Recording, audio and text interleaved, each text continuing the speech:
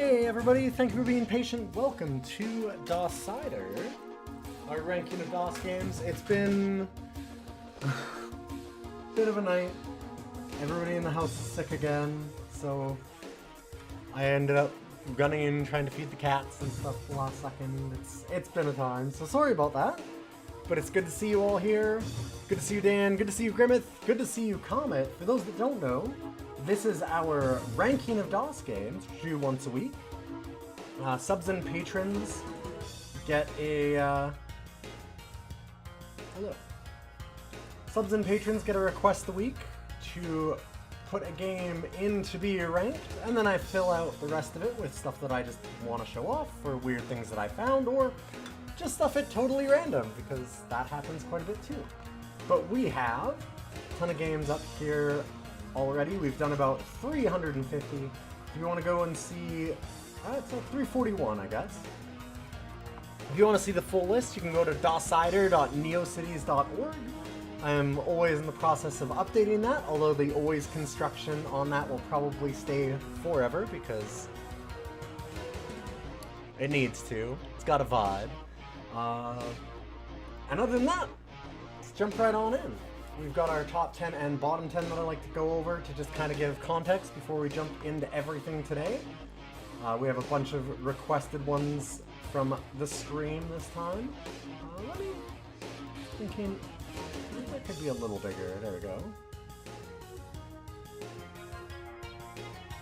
Let's do like that. Yeah, I like that a little more. So, our top 10 is as follows. We have Star Control 2, Full Throttle, Day of the Tentacle, Doom, Heroes of Might and Magic 2, XCOM UFO Defense, NetHack, MechWarrior 2 Mercenaries, Lands of Lore, The Throne of Chaos, and Maniac Mansion, Sunglasses Indoors at Night. These are like really, really lightly tinted. They're like very purple. They're very, very light. They're not really sunglasses. Like, I guess, but they're mostly like blue light blocker kind of stuff. And then our bottom 10, we have Jim Henson's Muppet Adventure #1, Chaos at the Carnival, Mr. Pibb, The Interactive Game, Snapperazzi, The Fortress of Dr. Idiaki, The Flintstones, The Jetsons, First-Person Pinball, All Dogs Go to Heaven, and Police Quest 4 Open Season. Making sure that we've, got some space there for when other things come in to fill out between All Dogs Go to Heaven and Police Quest 4. It's good to see you, Loaf Sneeze. Our requests tonight were from John Locke, Cole, and Ghidorah. I'm doing kind of a split one today. We're doing a special, so because I've been doing a thing called Roguelike, where I've been trying to where I've been trying to go through all of my roguelikes and get a clear in every single one of them, I had a bunch of people add in a lot of roguelikes, surprisingly. So, we had from we're starting with Ghidorah's request. This one being the other half of the NetHack split. And that would be Moria.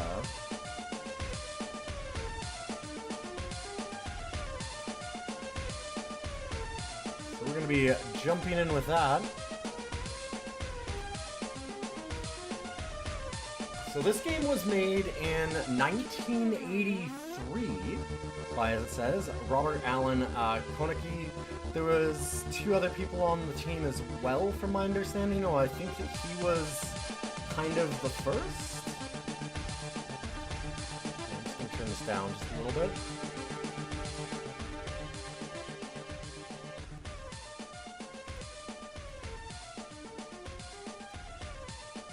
So we're going to be looking at that. Essentially, when you had Rogue, you kind of had a couple of splits off of Rogue, which is how you got the roguelikes. Although, there's arguments also because Rogue isn't the first Rogue. Rogue is roguelike also, because there's a game called Beneath Apple Manor that is essentially everything that Rogue's doing, but before Rogue did it, very, very shortly.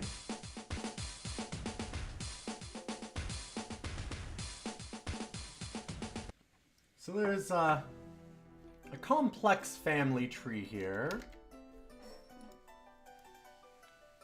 But on the one half, you have Hack, and then that became NetHack. And then NetHack kind of stayed mostly the same by nature of it being NetHack. For those that don't know, the net part of NetHack, and why it became that, is that, I mean, there was also like, oh god, was it like Slash? God, what was the other one? There was Slashem, right? Or was that after NetHack? Yes, that was after NetHack. Apple Manor, like, does not roll off the tongue quite the same way. This is very true. Oh, sorry, game's not capturing.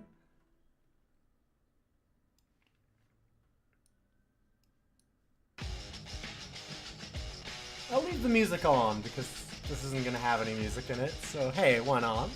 Rotate through our DOS games. But yeah, there's a whole history here. I'm not the most familiar with it, but there's a lineage, and I think that I have to talk about it a bit because it does play really, really heavily into how I'm going to have to look at this and how I'm going to have to rate it. It is...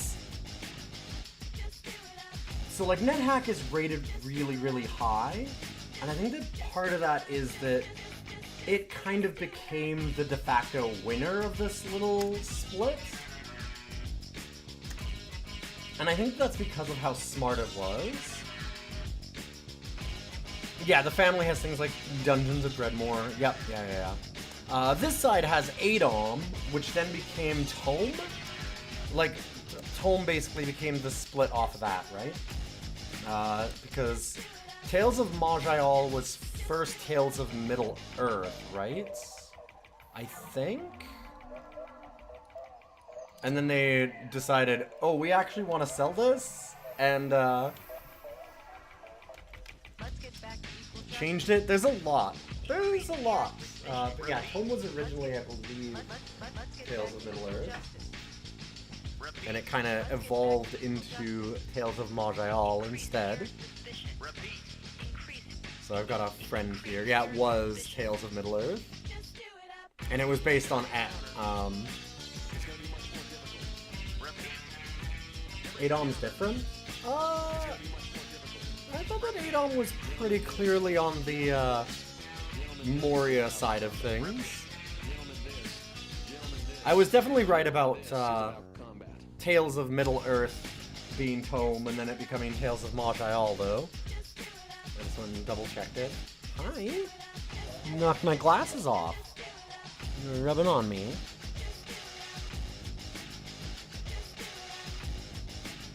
Yeah, Moria grew into Angband. Yep. Yeah, and then Angband grew into Zangband, and there was Pern Angband, which became Tales of Middle-earth. And then that became Tales of Maj'Eyal. Yep, yeah, there's a lot. If I remember correctly, I'm just kind of curious. Oh no, Adom is off of the NetHack side. You're right, you're right. Hi. There's a very complicated and incestuous family tree going on here.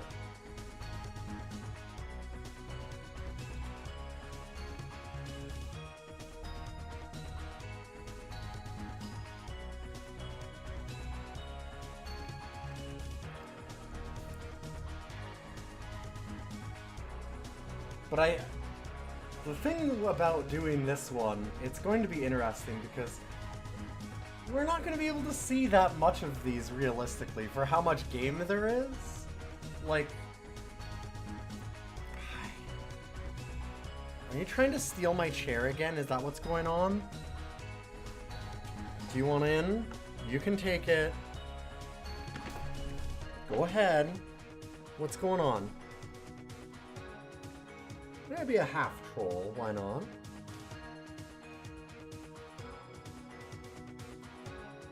But I kind of like the NetHack side of things, and one of the reasons that I like that, or like, and put it so high, is that, and I could be wrong on this, but it always felt to me like, because NetHack became NetHack, which was the net side of things, which I never actually got around to mentioning, is that it got developed over the internet. So it became, from hack, it became NetHack, because then they were developing it like in a team over Telnet. Fine, I don't know what you want. You're looking like you want to kick me out of the chair, but also, do you just want me to stand up? Do you want the whole chair? Is that what's going on? What's going on? What? Because I did kick you out of the chair. I gave you food. You can have it. No? Fine, well, I would like to sit then. I'm tired of sitting on the little medicine ball that you let me have. Okay. I don't know. He's having a night.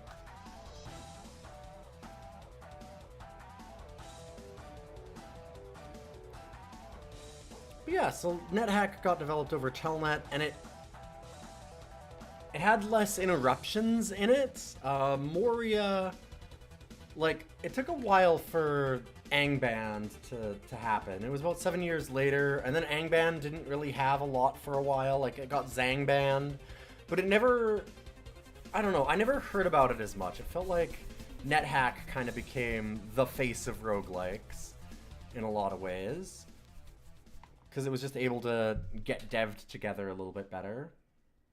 Because obviously all of these are very much just labors of love. You can't really sell your... Hi. Zangband as a commercial product, right? Are you really going to sell your... No, okay, well, you got to understand the name. It's based on a copyrighted work that we also then added a secondary copyrighted work to, and that's why it's now Zangband. Yeah, a lot of people are really into Zangband. Zangband being Zelazny Angband, for the author Roger Zelazny, who I adore. I really liked the Amber series. It's very, very interesting. We're gonna re-roll this a little bit. Maybe that. That's a little more. We're just kind of more even across the whole thing. We'll escape and accept. And our hill troll, half troll warrior. Let's go.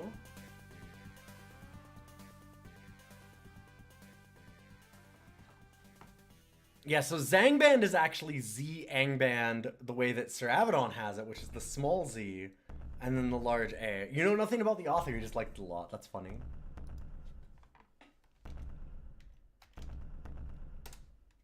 Jeef the First. And here we are. It's Moria. The goal of Moria is to get to the bottom of Moria and fight a Balrog. What? You are just so in the way.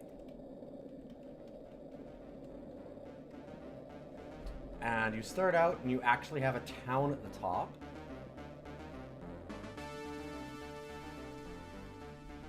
Makes it a little bit different than NetHack or Rogue.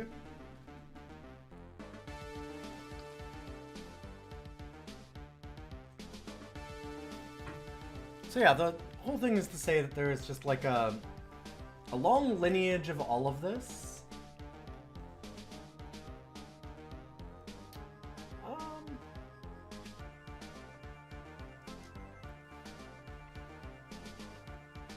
It's not the easiest to explain. Let's go try and purchase... I kind of want that mace if we can. Oh, right. Oh, God, the asking price. Right, never mind. What am I doing?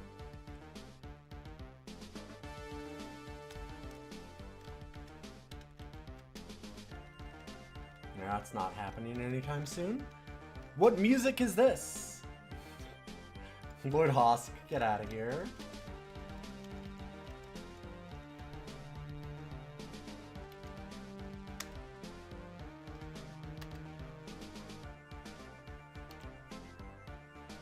Okay, person humanoid.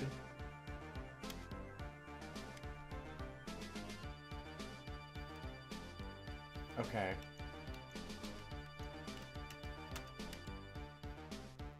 Uh-oh. I've slain the blubbering idiot.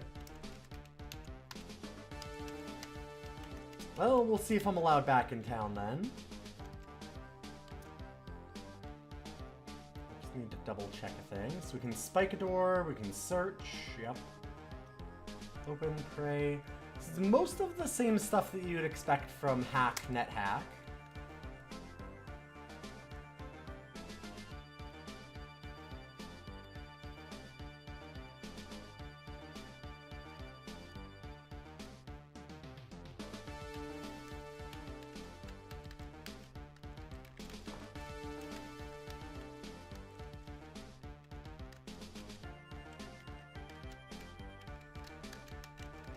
Oh. Oh, wow. So... we can't see in the low light, I guess. I'm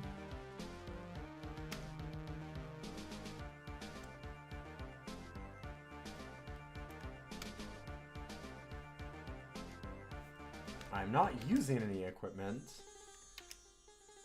I should probably have actually used that then. Got our equipment list. How do we equip? Normally you start right away. Yeah, wear wheel. That's what I thought. Start a list. So let's go...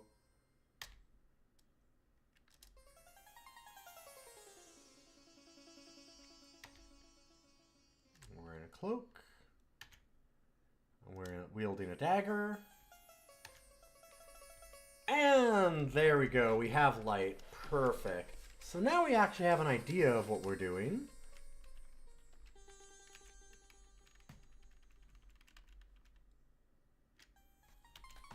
Alright, so we'll open the door.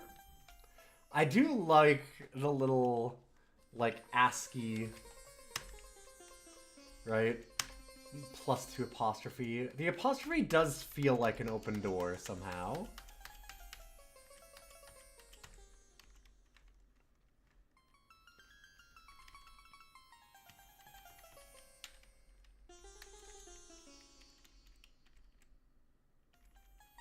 It's a hinge. Yep. Hey, Arzu, good to see you.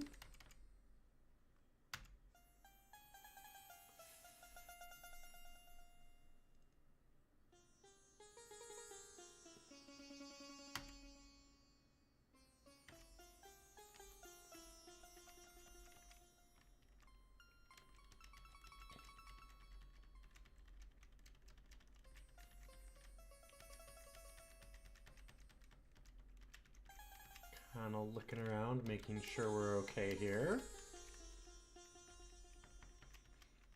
So yeah, I wanted to do a couple of roguelikes in a row.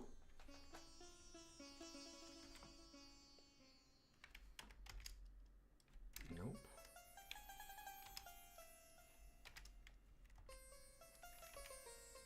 Is that not? So you have to look. I looked around earlier. Identify character. Maybe I just mispressed. That must be it. It does suck that you don't have like a look in the same way.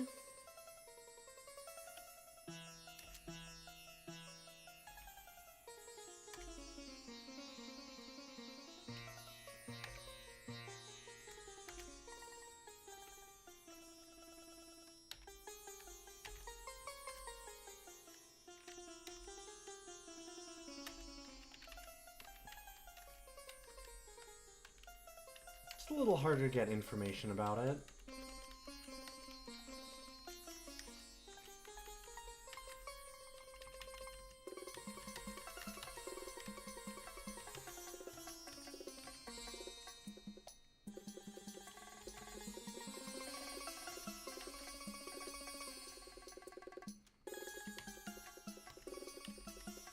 There's probably a bash to hit the door too. Close the door, force bash an item or a monster. Very much like NetHack.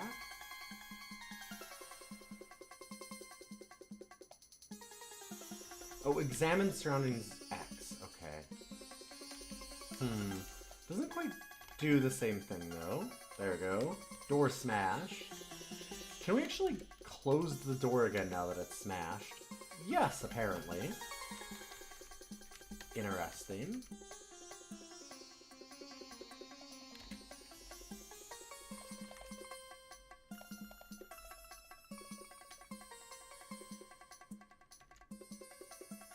Alright, we see a white icky thing.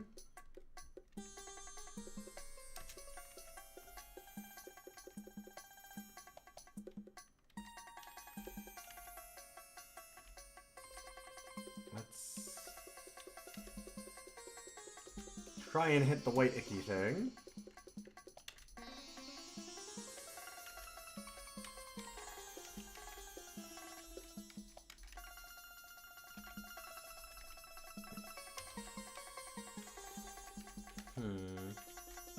So those are in the walls. You can dig in the walls in Angband, so you might be able to dig in here. Drop an item.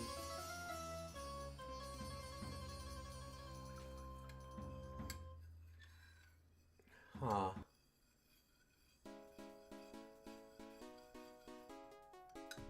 I don't see a way to... Oh, tunnel in a direction, right.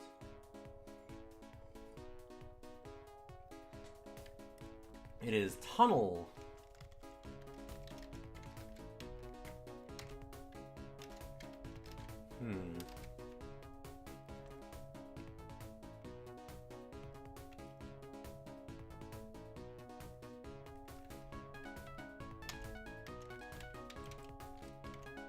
Okay, shift is not working either. Interesting.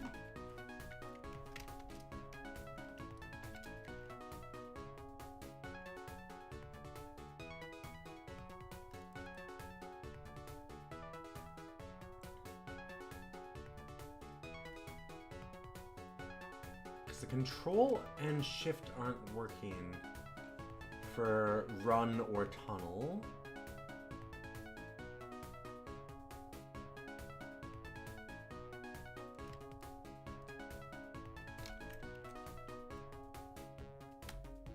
Interesting. Alright, we'll leave it. I might not have the gear to tunnel. We do just have a dagger. Like in NetHack style games, you need to actually have a pickaxe or other implement to get into tunneling. A thing continued in even stuff like Caves of Cud.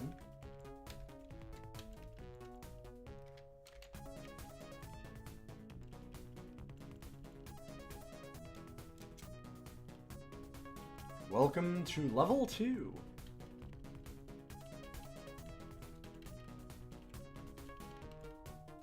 I'm not sure how many levels are in this one. I know that in Angband it's 100. You've got to get down to Morgoth and get a Silmaril.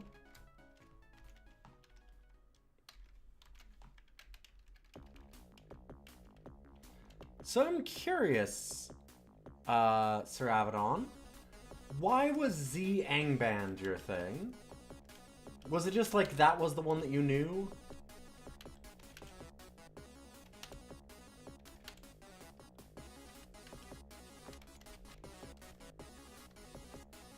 Why did that one in particular hit you?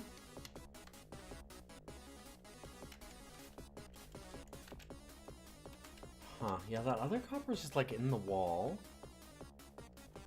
Found it once while looking for Angband and then just got into it. Okay, yeah, fair enough.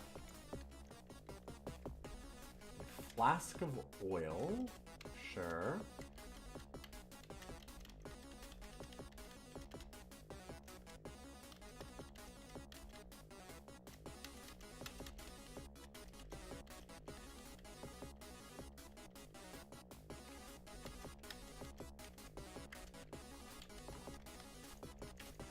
So we can go back up to the town, but I'm worried that because I accidentally killed that person walking around that we're probably not going to be as welcome as I would like, although we'll see.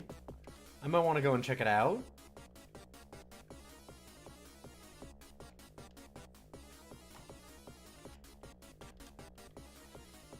It also has some really ridiculous character and class combos. Beastman, Chaos Warrior, you get random mutations when you level up. Yeah, that's some good shit.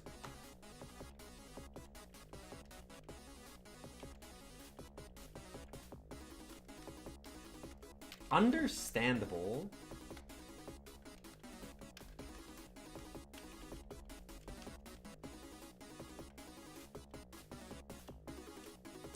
Oh boy, there's a gray mushroom.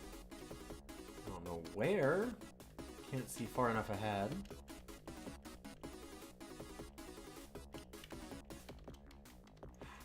These floors are very large.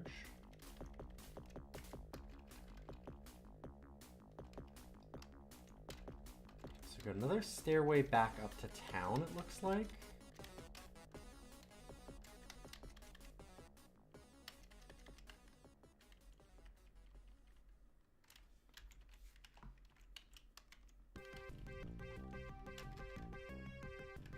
We have 170 gold. It was 868 to get the mace I wanted. Metallic red potion. Alright, we got an icky white thing. Incoming. Whoop. Teleport traps on level 1?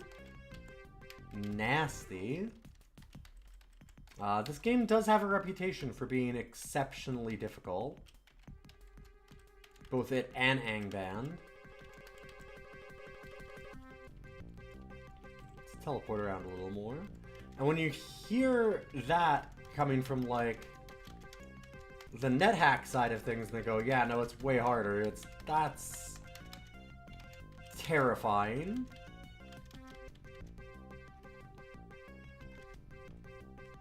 Oh, fuck, a floating eye.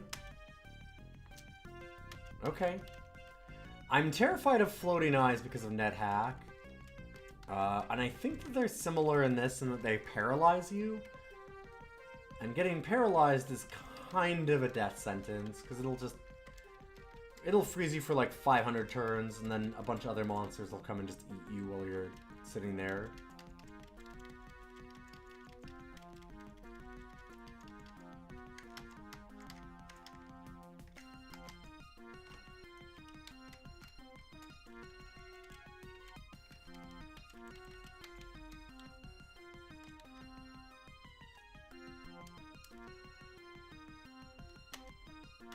Ow.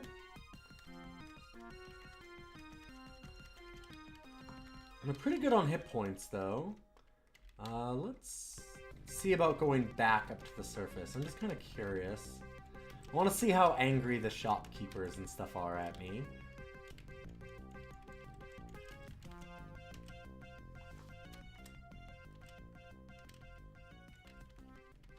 Although, I would like enough money to buy a new thing.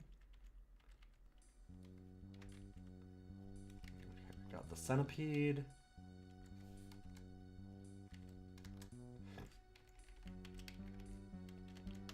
Easy.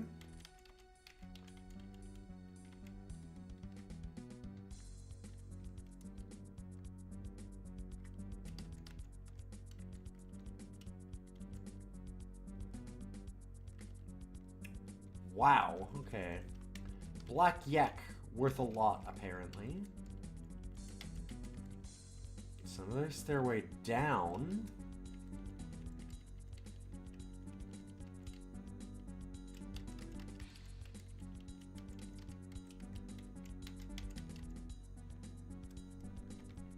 Oh boy. Okay.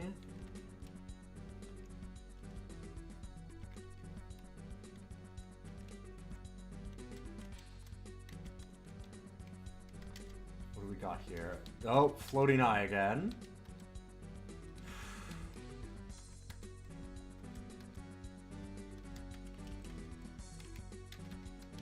Lucky for us we didn't get paralyzed, especially being in the same room as other monsters.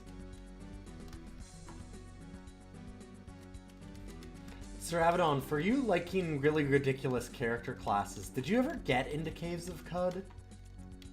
Because I feel like you might really enjoy Caves of Cud then, because Caves of Cud goes into some real wild bullshit that you can do. Do you want to make yourself a tank? Because you can do that. Do you want to make yourself a door? Because guess what? You can do that too.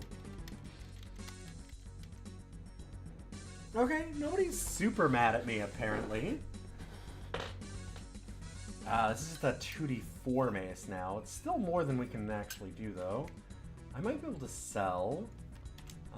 We have that potion. For 1? Can ask for the price. I'll quit haggling.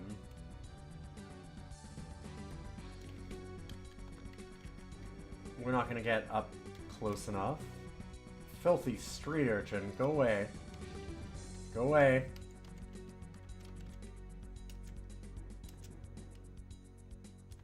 God damn it. Oh!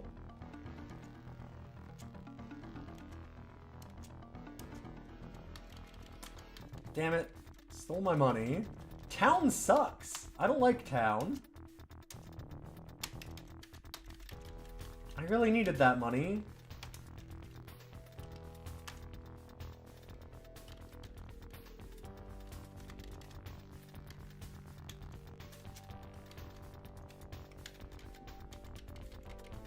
But yeah, you can do some fantastic character classes in Caves of Cud.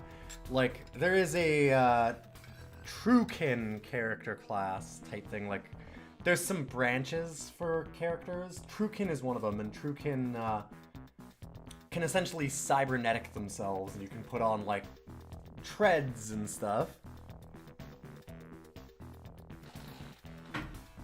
So when I say you can make yourself a tank, I do mean you can make yourself a tank. Okay, buddy, do you want to go over? God, he's back. We got the boy back again. So the nice thing about this is we're going to take a little bit of a look at Moria and Angband tonight. But, it's going to be a light touch. We're not going to be able to go through a ton of these games because these games are extensive. However, if you want to see more of them, we are going to be looking at it in a lot more detail because I have to get wins in these. We have the Roguelike challenge where I am trying to beat every roguelike that I own or has been requested to me.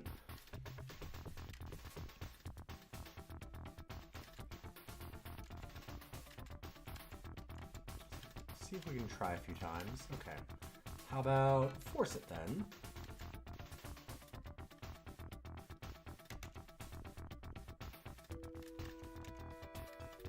Get a scroll. Yeah, so these now need to have entire clears. So with Moria's legendary rep for being difficult, I am stuck with it. So at some point, I'm sure we're going to be doing a lot of Moria as I slowly get rid of most of the other games. I'm very interested to what, like, the last 5 games that we'll have are going to be, People can add new games on too, so that'll also throw some wrenches into that, but like... we're going back to Dungeon Crawl Stone Soup tomorrow, by request of S. Kennedy. I'm trying to get some clears there.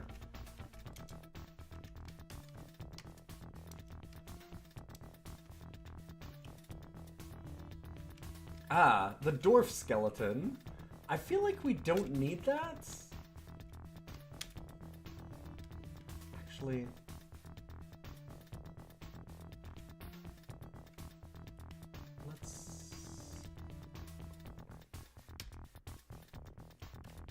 That's our equipment.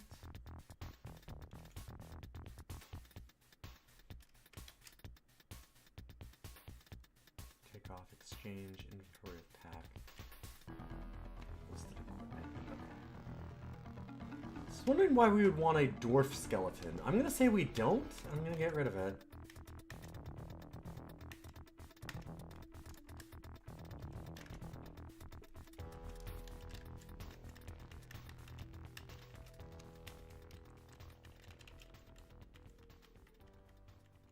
Yeah, I'm thinking for like a final 5 games, my guess is going to be like NetHack, Tome, Moria, Angband, and Dungeon Crawl Stone Soup. I think that's just going to be the top 5. I think those are the ones that are going to take the longest. Like, I've beaten Noida, I've almost beaten Caves of Cud. That's the thing, is Caves of Cud is pretty extensive also, but I've actually almost beaten it, so, like, very, very, very close. Got to the final boss type stuff, so...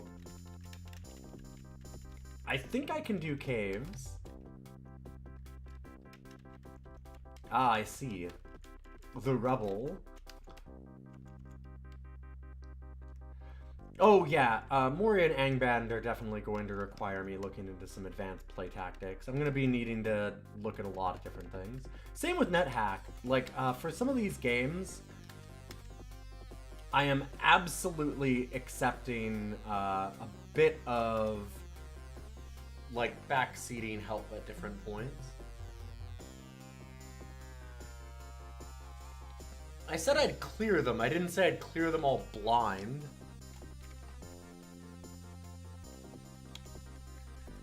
I'm a sadist, but I'm not, like... I'm not that stupid. I want to actually finish them at some point. Go back to our old rogues days. Beat the hell out of a brown snake. And then a yellow centipede. Ah! Stop crawling on me.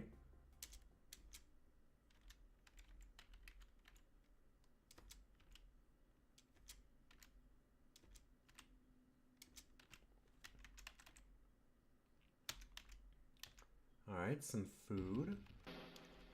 I am interested, because food is going to be a big thing. Is there a way to see what our hunger is?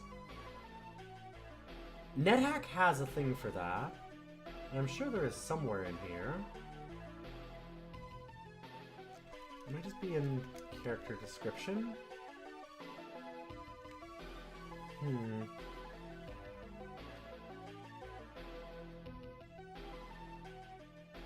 It'll just say a "you are hungry" thing. Fair enough.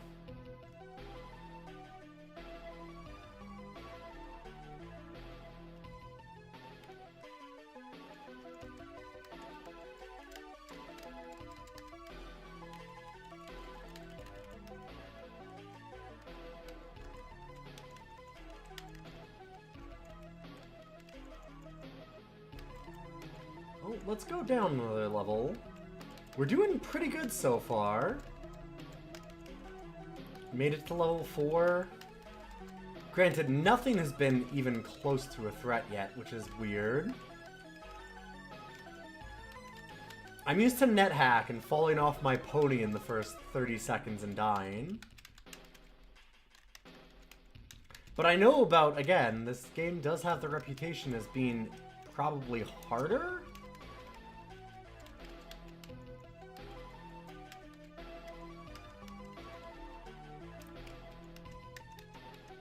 gonna be very, very interesting to see.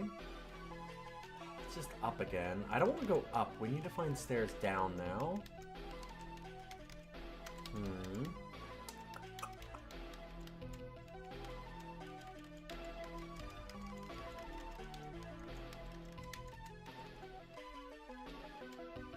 Ah, there's the hungry.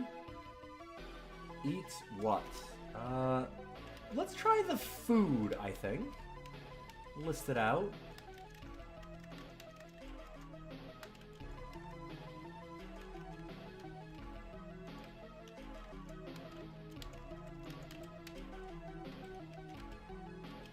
Ow. Just keep smacking my shin on this one pit. I do not need to pick up the dwarf skeleton. There's gotta be a exit somewhere. Huh.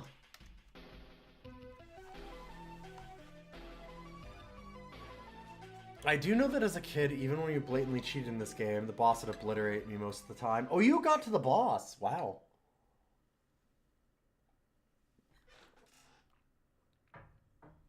You didn't know much about the deeper mechanics. Yeah. These games are... They have manuals that are extensive and for a reason.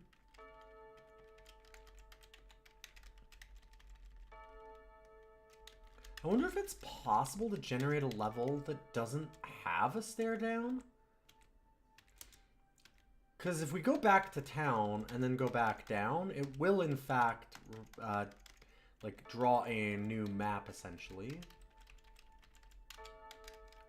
It'll generate a new area, as we already saw.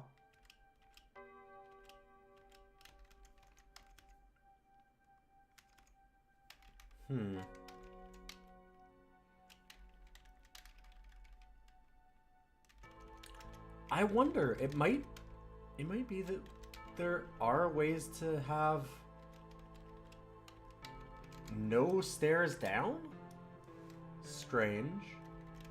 Well, we'll do this.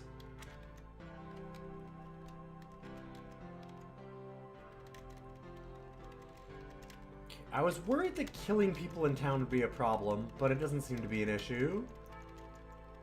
They're all just actual mobs, just like everything else. They're a pain in the ass.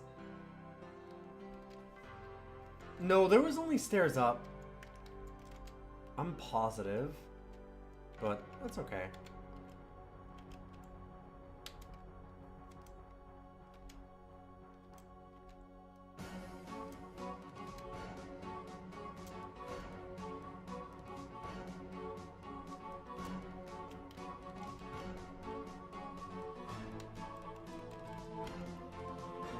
Well, then we'll find more stairs down. It's alright.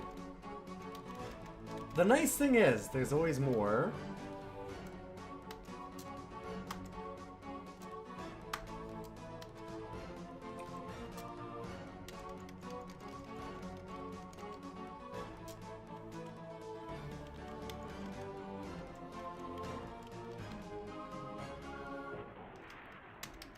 Used to the R being rest monsters and disenchanters. Yeah, Reptile is not nearly as threatening.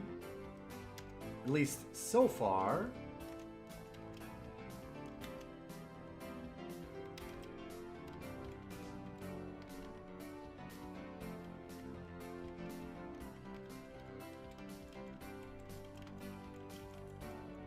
I mean, so far we've had basically zero in the way of threat. We did manage to pick the one lock, so I'm kinda... I'd like to try and do another one. Oh, that door does not want to open. Yes, sea bean centipede instead of cockatrice. At least K's are still kobolds, and those are not the hardest things.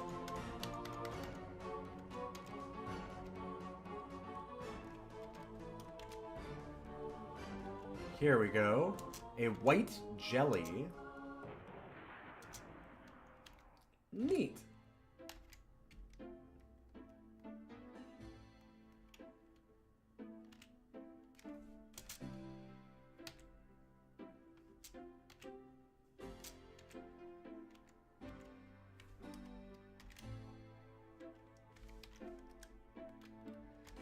Okay, so our HP is still going down. Yep.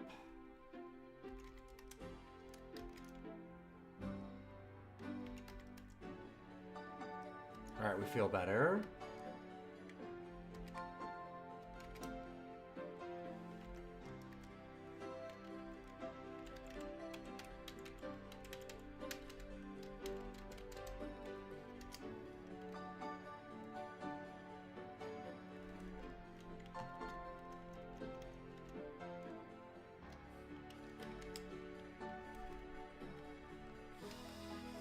So, let's do something funny. A giant green frog.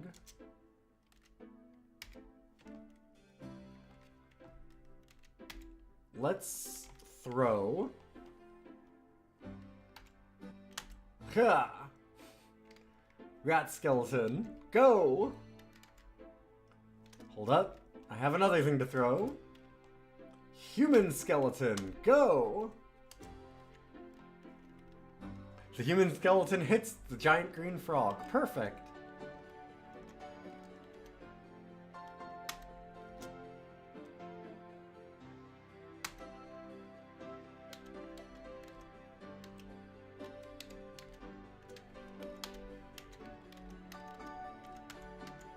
Good warriors think on their feet.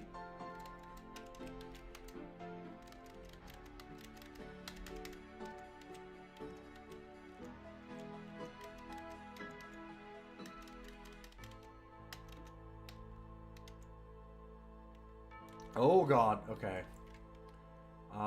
Is disarm? Failed to disarm the trap.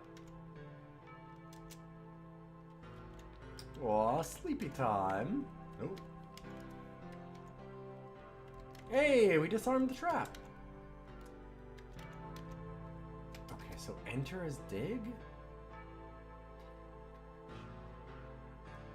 What is enter dig?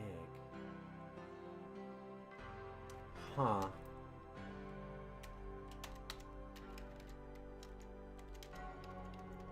That's okay. I gotta say, the Gabriel Knight music is kind of working for this.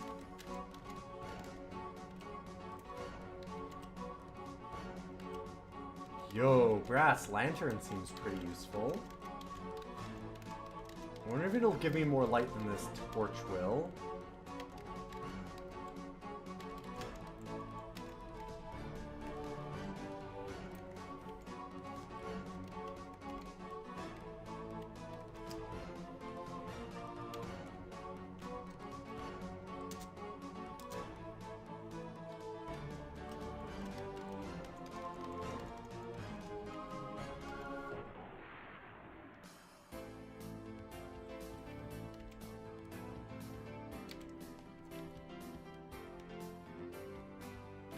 No, sadly not.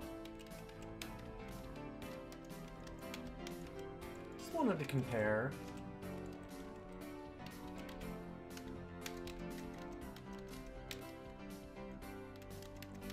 I will say, so I'm not going to include these in our roguery attempts. What is that? Dagger main gauche. Sure.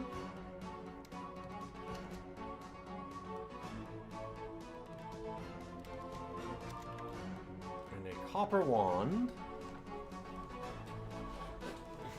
Huh, not much light. How much you get with no light source? None. It's totally black. I wasn't going to include these in our attempts. Like, stats for, roguery. But it will be very, very funny if I somehow actually win this.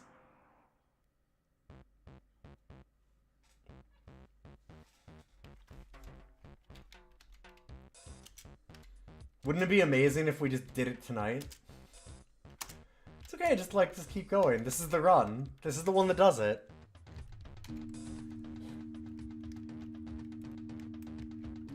so we're looking 1d4? Yeah, so we should... Let's swap. Hopefully it's not cursed.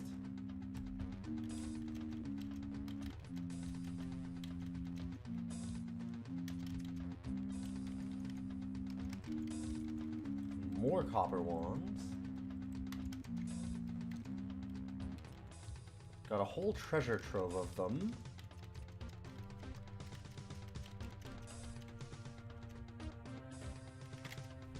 There's that white jelly again. Metallic centipede. And a scroll. So what if we zap? Let's try and zap with a wand. Cringes from the light.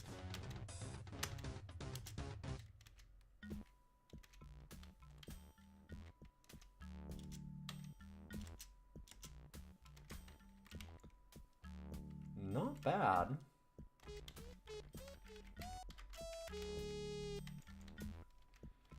Remember to eat your veggies, kids. Commander Keen says so.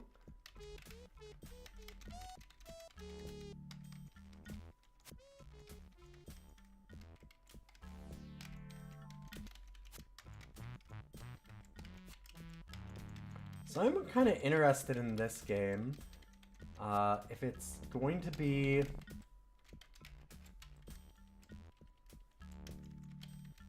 like, for food... Do we just have to keep on going back to the beginning? Oh, fuck. Well, that's not great.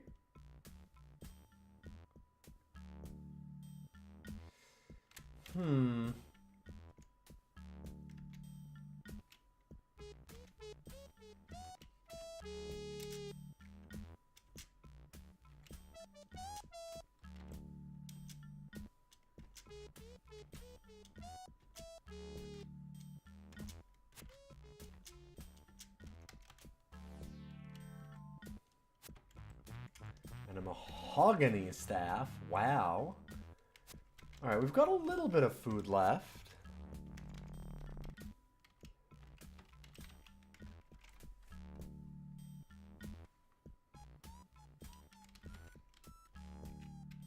Good to see you, J-Dub. My light is growing faint.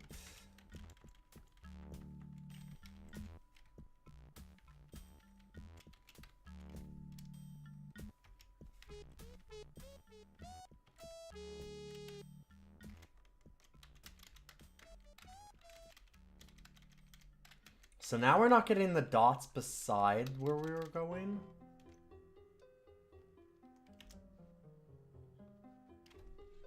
Oh, that removed some maximum HP, didn't it? There's MHP and CHP, which is maximum and current HP.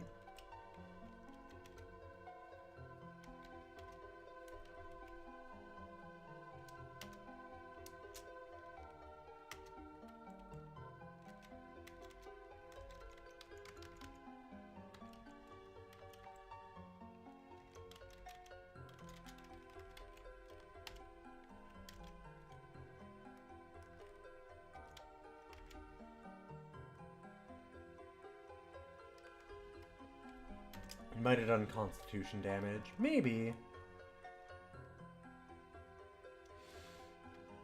Alright, let's use another torch. And then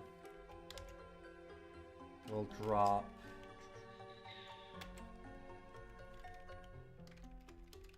the used one.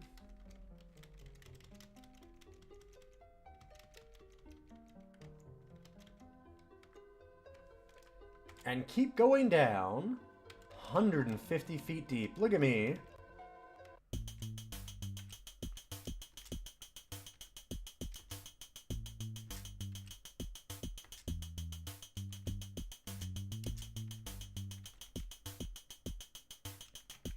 Level 5, going through the dungeon. Not a care in the world, we're just kicking ass. Ah, yes, we do have a lower con. You're right. I was like, how would we tell lower constitution? Oh, yeah, no, that makes sense.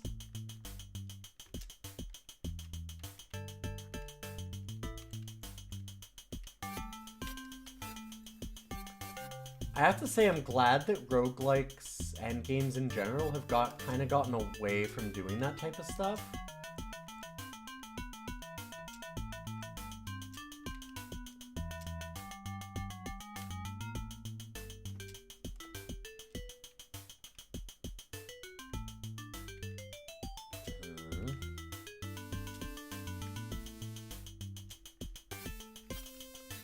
Because it's very unpleasant to have, like, permanent stat damage. Stat damage just always sucks. It feels so bad.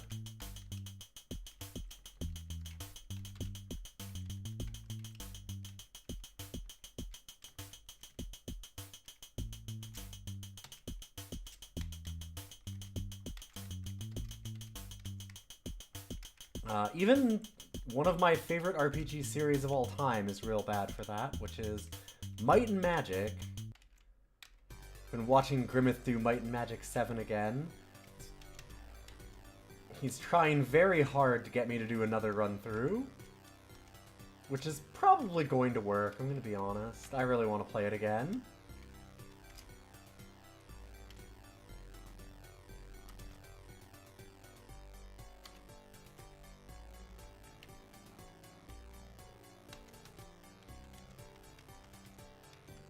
Yeah, all of these have gotten a lot of updates.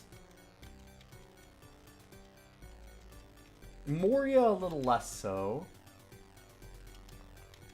Moria kind of got, like, taken over by Angband. Down to 200 feet. What do we have here? A giant white louse. Okay.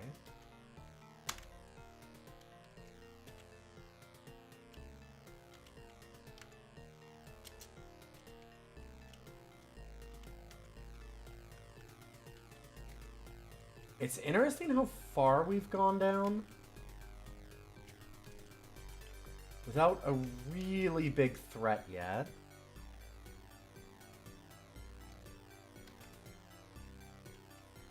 NetHack at least has some easy ways to restore that kind of damage. Stat damage, sure.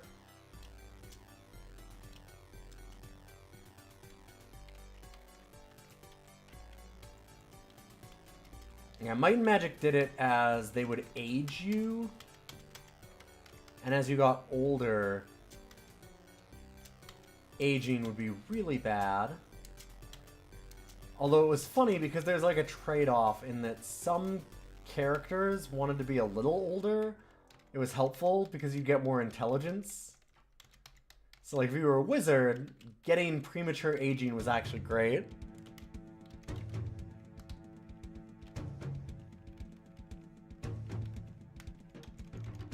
Yeah, if there's one thing that sucks about the movie adaptations is like all the important characters they kind of removed from Lord of the Rings lore.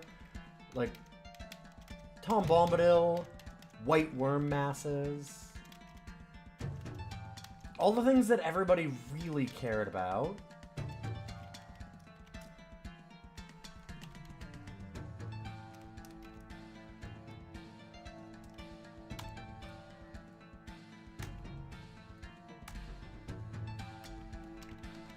Look at our AC, up to 9. Doing pretty good.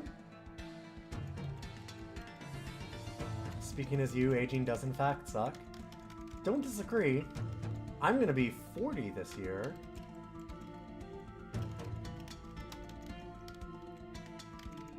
Which is still young for some of my viewers, but probably pretty old for Twitch.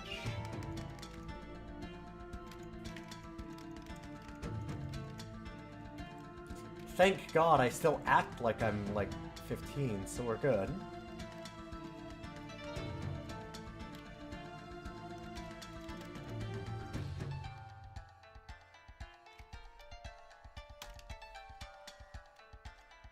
What am I doing? Stairway up? Or, no, that's stairway down. Yeah, let's keep going down. What's the worst that can happen, right? What are they gonna do? Kill me? I'll never die. In the words of our wise dungeon men's characters.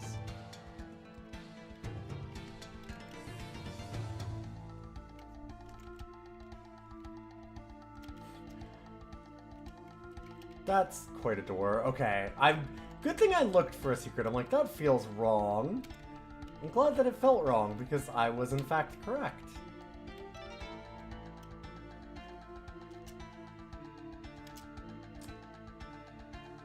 Wait, so is this a... Okay, Mushroom Patches looking like doors is a little awful. I did not expect that.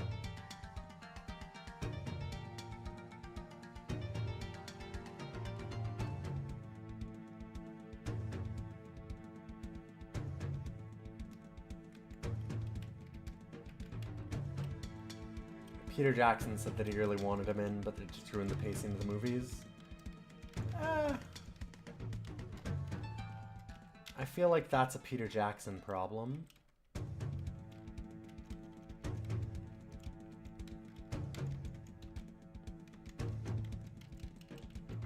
Because I feel like... I mean, maybe for a movie it doesn't work. Which is maybe why it shouldn't be a movie. I don't know.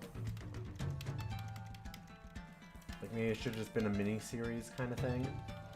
Because I think that it works in... Like, I was talking with Tanya recently, because we've been watching through Freeware. I finally got her into Freeware. And, yeah, Scouring of the Shire not being in there is really bad.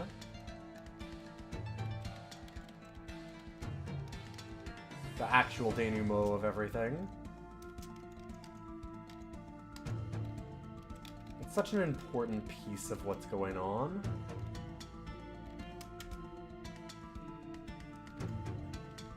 But, we were discussing it, and the movies for Lord of the Rings felt like they missed a certain amount of magic, because they were all about the big battles, and kind of glossed over everything else. And there's something to be said for being able to hold your punch. Like, when everything's a battle, then the battles kind of lose their impact, right?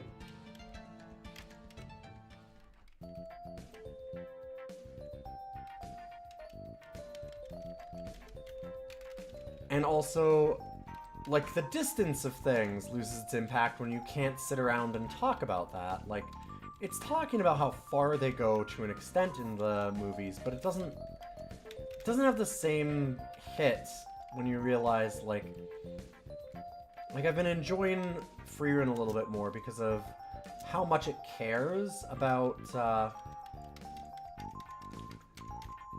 like, there'll just be an episode on the weather's really cold, and we meet a character that helps us, like, get through the cold weather, and then they just don't really show up again, and they might be, like, kind of a Tom Bombadil-esque character that it, like, brings about a understanding or look at, like, a larger world that, like, the adventure that we're on is not necessarily...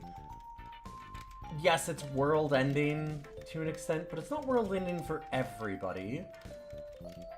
The world is larger and weirder even than our characters know. And that's neat. That kind of thing feels nice. They don't ever have to explain some of that stuff. Like...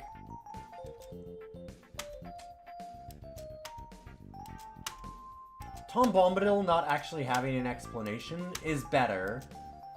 That's why, a lot of Silmarillion, not actually that interesting. You don't need to know everything around Lord of the Rings. It's just enough to, like, peek at the edges sometimes. So yeah, I don't know. Like, for a movie, maybe the pacing's wrong. But I do feel like they messed up,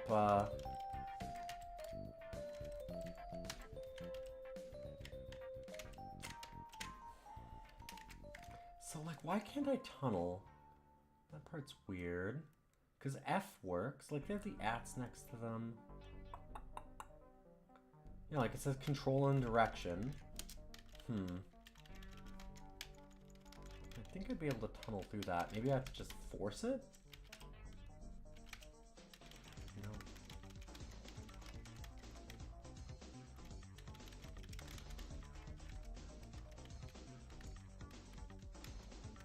Oh, I'm slimed. Got you. Probably look around for that trap then.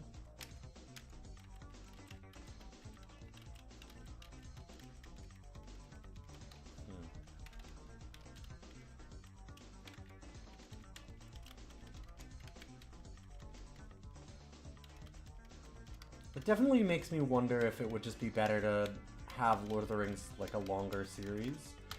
Because, yeah, I don't... There's something about it that just feels like I said, to me, it misses the mark by being all about a lot of battles.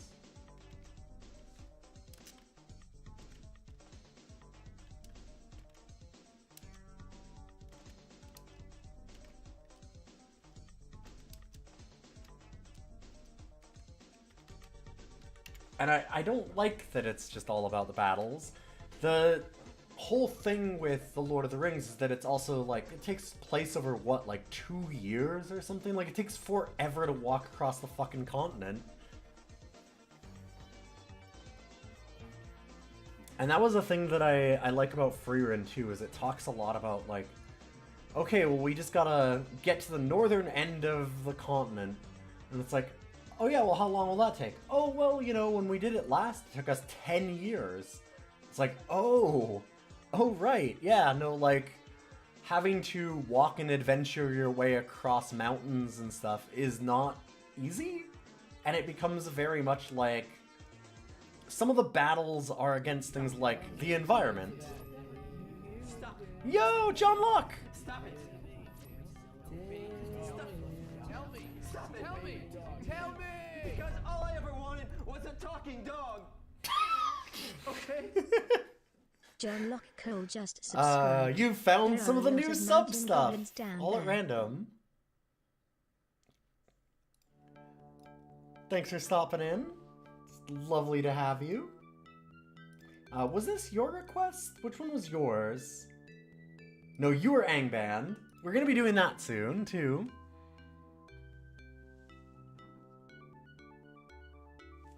For me, that's why it's nice you can have a book and a movie. Sure. I don't expect it to be the same. I don't know.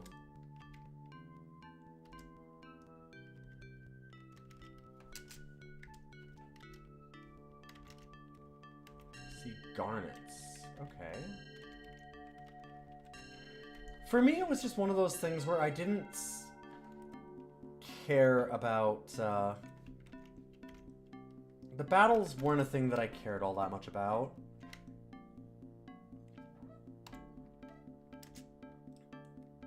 And it's fine if you liked it. For me, the movies, I didn't hate the movies, but everybody was like, oh my god, the movies, the movies, the movies. Holy shit.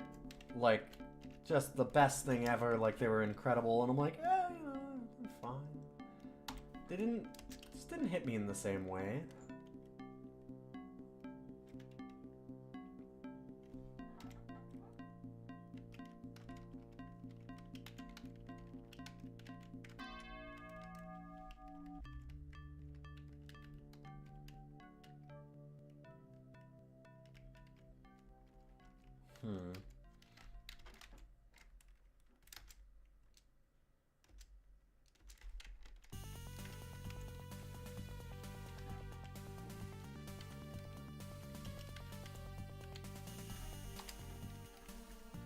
Let's keep going down. Gray Harpy. Now that sounds a little scarier. Or not. Sorry, when's this game gonna get hard? It's gonna be very funny when I walk into something and it just wrecks me in a single turn. We haven't gotten, like, any gear upgrades either, which is very scary.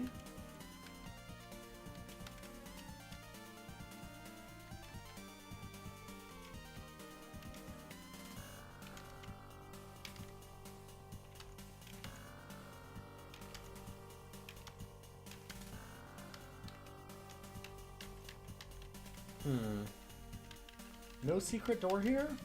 Strange. Yeah, Half Troll Warrior will be easy at the beginning. No, I picked it for that reason.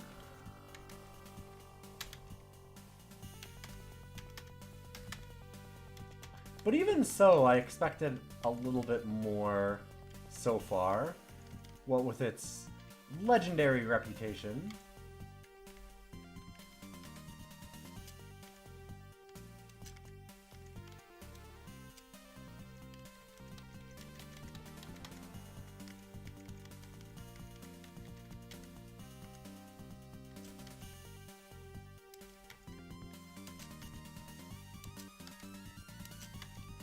Okay, the orc is... No, never mind. Not a problem. Like, the orc might be an issue, but no.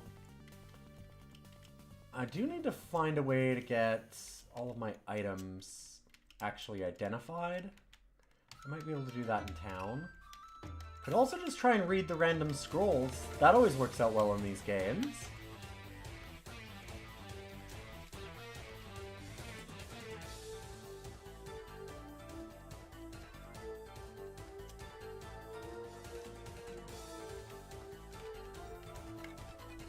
Let's not look at the brown mold.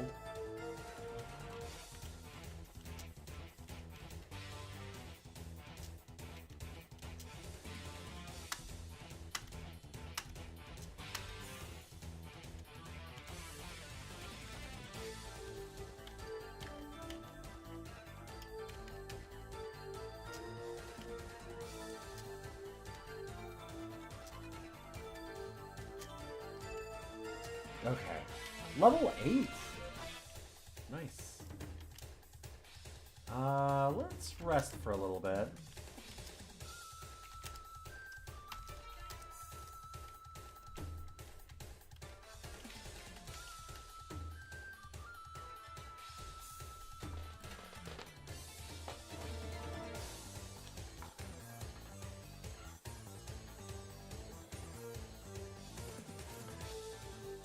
Oh, for sure, Lord Hosk. Yeah.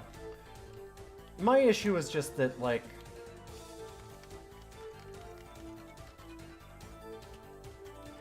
the movies felt to be about the battles, and that's just not what I cared for in Lord of the Rings in the same way. Like, it's not that I don't want battles, but the adventure was bigger than that, to me. And it very much became about, like, pure spectacle at a certain point, it felt like. And I feel like I'm kind of backed up on this by, like, as you get to his Hobbit movies and stuff, and it just got more and more ridiculous with the CG battle bullshit that he really got into.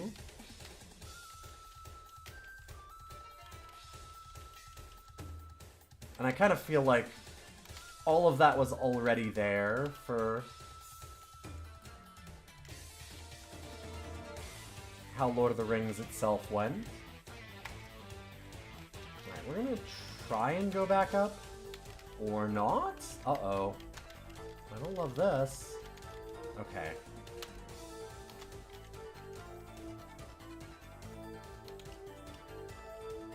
There was a secret door.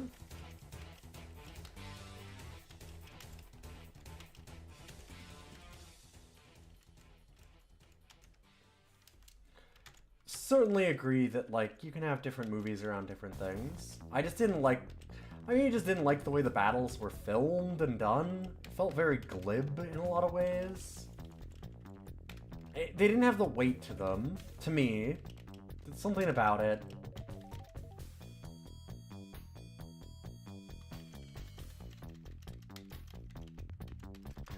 But, like, when I think of a big adventure movie, like, I don't think that a movie has to be, just because it's a fantasy movie doesn't mean that it has to be all about the battles and stuff either, right? Like, I know that he talked about it ruined the pacing, but I think that is a him issue in a specific way, because like I said, he wanted to tell a specific story, and that's fine, and that a lot of people obviously like that story. And it's different than the original Lord of the Rings, and it would have to be, because adaptations are like that. But it it wasn't the story that I wanted. I wanted something that was more like The Last Unicorn, which I think is an excellent movie, and is just about zero battles. Is there like any fighting in it? There might not be, but it is this really interesting fantasy adventure.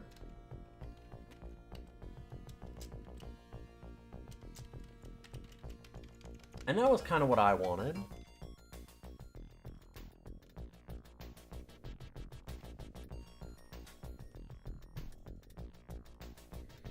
Best thing they could have done is just knock Bilbo out for the Battle of Five Armies and not show any of it. That would have been very funny. It's less excusable in The Hobbit.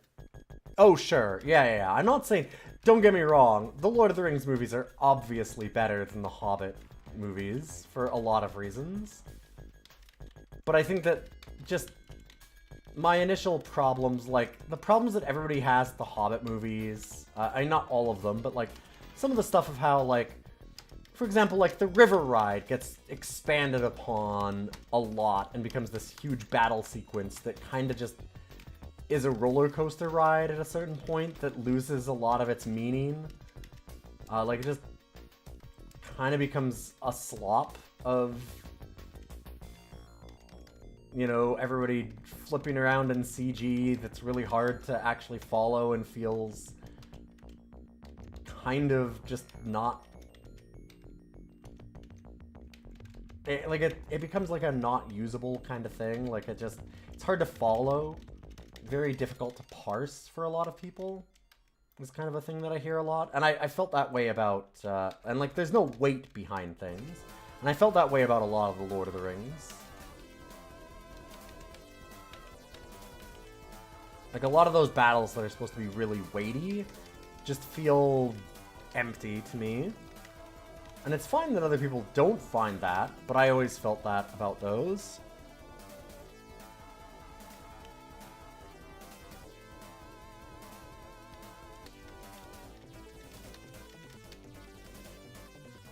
So that side of things, like, there's a lot of other things about the Hobbit's movies that are bad, but that specific kind of criticism is kind of my issue that I had with the Lord of the Rings movies.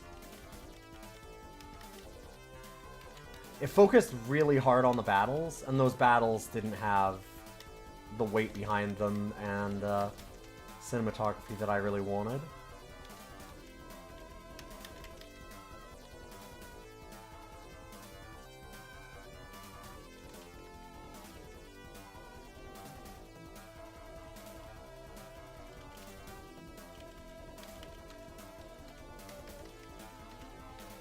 And, like, for the pacing stuff and ruining that, that's where I'm saying that I think that is a problem of Peter Jackson. Peter Jackson didn't want to tell the story that had Tom Bombadil in it, and that's why Tom Bombadil's not in it. Everything else is bullshit. Because it's... like, yeah, okay, it ruins the pacing. The movie's already too long. Okay, well then why did we have, like, 45 minutes of Helm's Deep? Right? Like, or whatever. The battles are exceptionally lengthy. And, like, they're huge spectacle, and that's kind of cool. But it's the focus, and that's fine. But be honest about that. That's just what you wanted to show. You wanted to show those as the big epic moments, and you didn't want to have other moments be big epic moments. That's a perfectly serviceable thing to do, and I wouldn't even say that it's wrong. It's just, it's funny to then go, oh, well, it ruined the pacing. And it's like, well, okay. It doesn't fit in with the vision of your movie.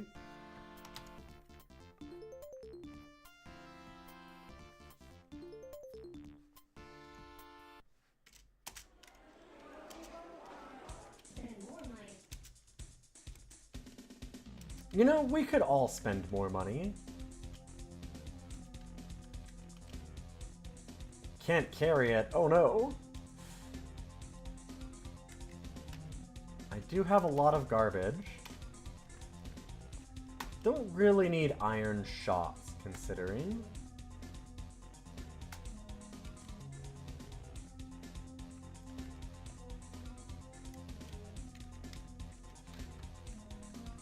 Oh yeah, the Hobbit movies just became like wild fan service of like, hey, do you remember Legolas? Look at that. He's here again. Look at him. Look at the guy go.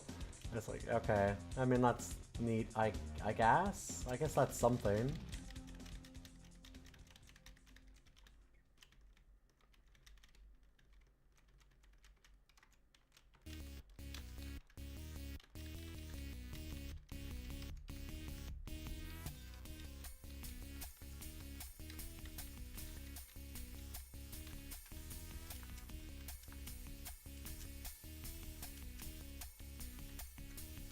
And even harpies are easy.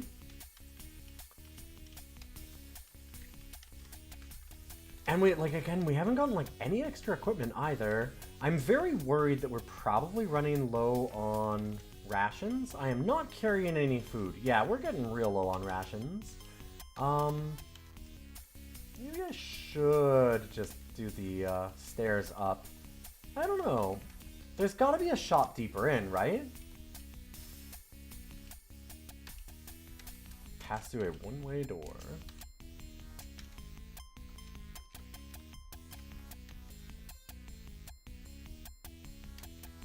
Yeah, items do not stay revealed.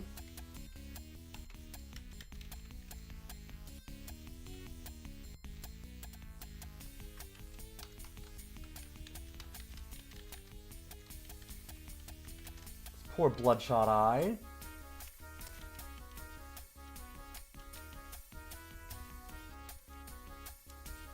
Oh god, and a Disenchanter Eye.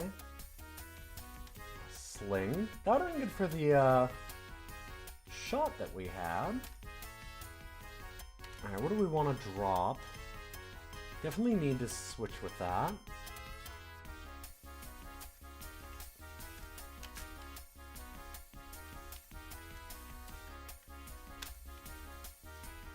Right, we gotta move over to drop again.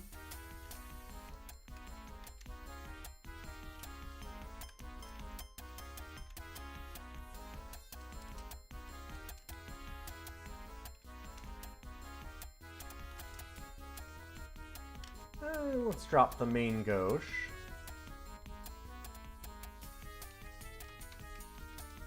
Pretty sure there's only the shop at level 0. Well, that's a problem then, because I'm gonna need some food.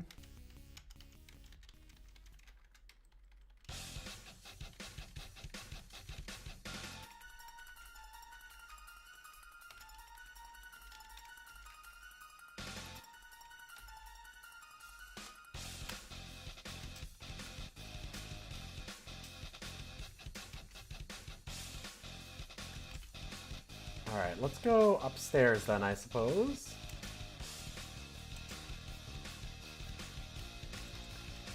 Yeah, who wants a hobbit? Get out of here. Oops.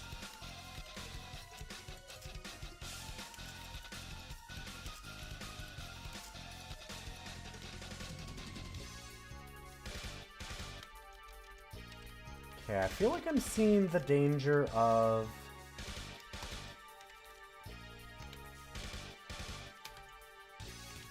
going too far into the dungeon, in that we need some actual food.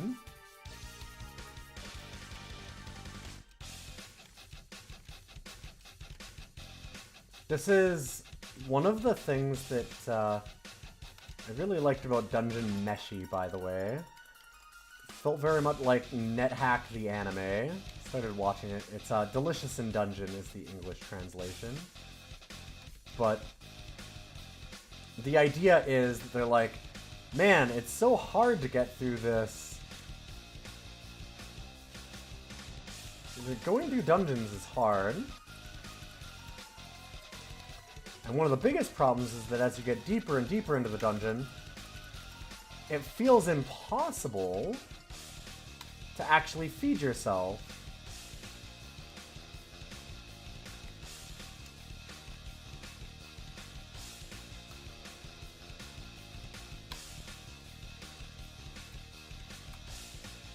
Oh, right.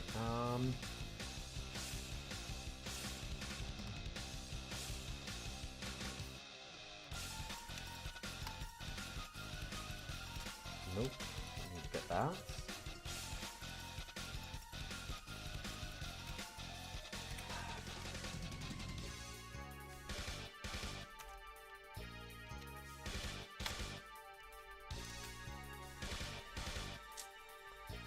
So let's... actually, here, let's zap.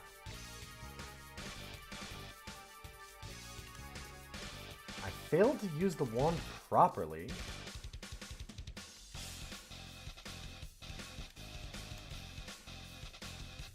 Huh.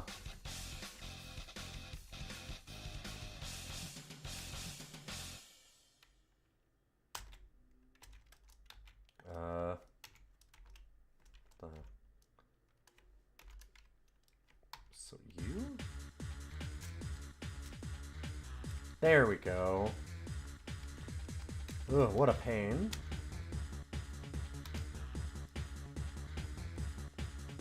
But yeah, their solution is the net hack thing, which is I need to eat all the things in the dungeon.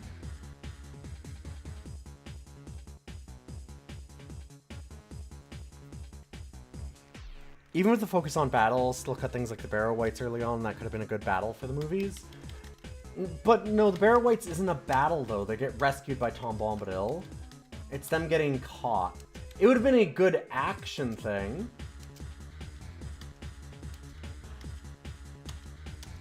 And that's kind of what I mean. Like, I wanted non-action, non-battle action. And he wanted fights. Like... Because it's the hobbits, like, getting kidnapped by a bunch of wights. It's not... They don't have a battle with the Barrow Wights.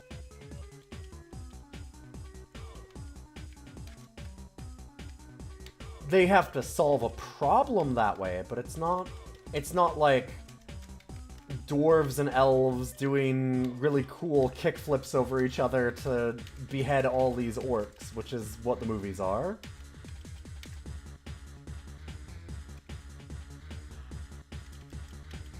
And that's the kind of thing that I wanted.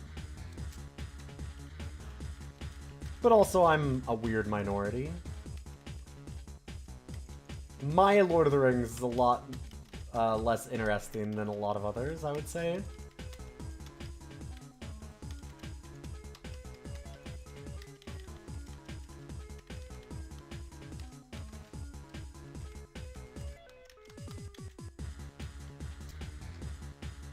Aww.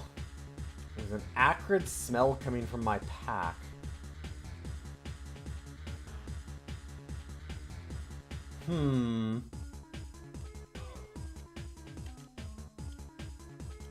Okay. Got you. Well, that sucks. Let's stop getting into the rust trap, I guess. Oh. Fuck. That's not what I meant to do.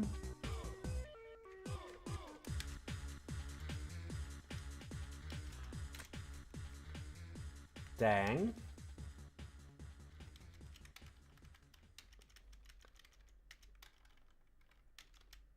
Well, the only thing that actually lost stats is our cloak.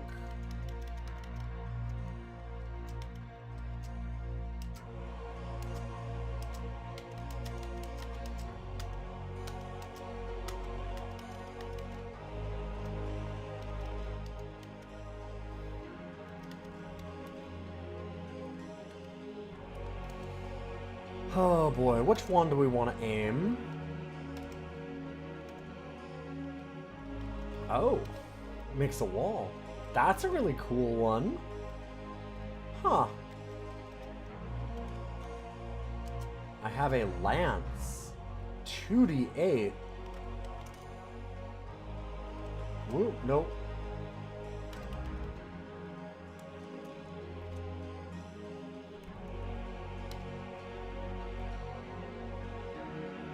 Oops, it feels deathly cold. That seems bad.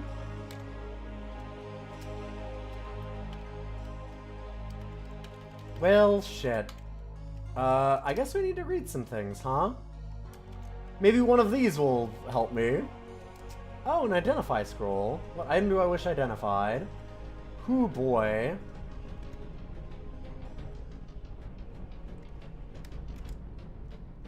How about our lance?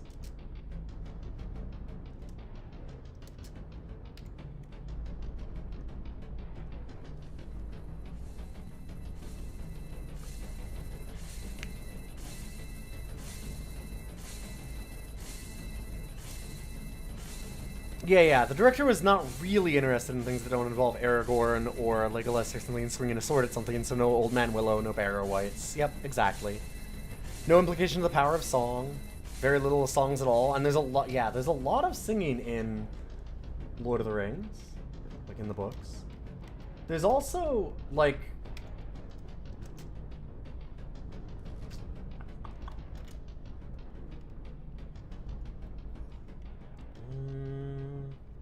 Let's identify some scrolls. Phase door.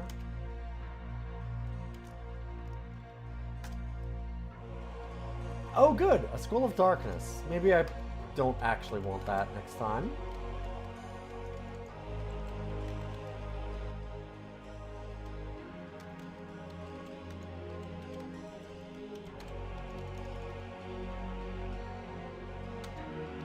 I mean, the whole thing with the Barrow Whites actually is, like... This isn't the important part, because who cares?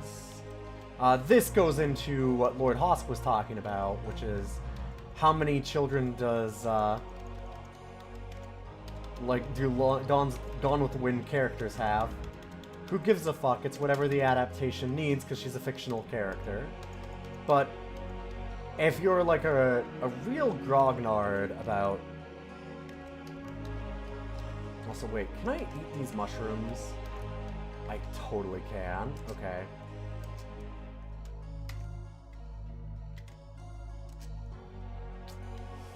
What little I can, anyway. But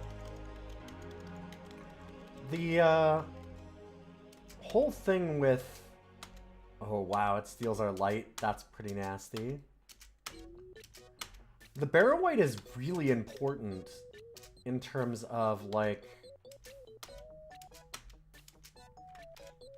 the actual lore implications of it in a way. Because the swords that they get are enchanted because of where they are, right? They're in Angband, kind of important for what we're talking about and doing tonight. And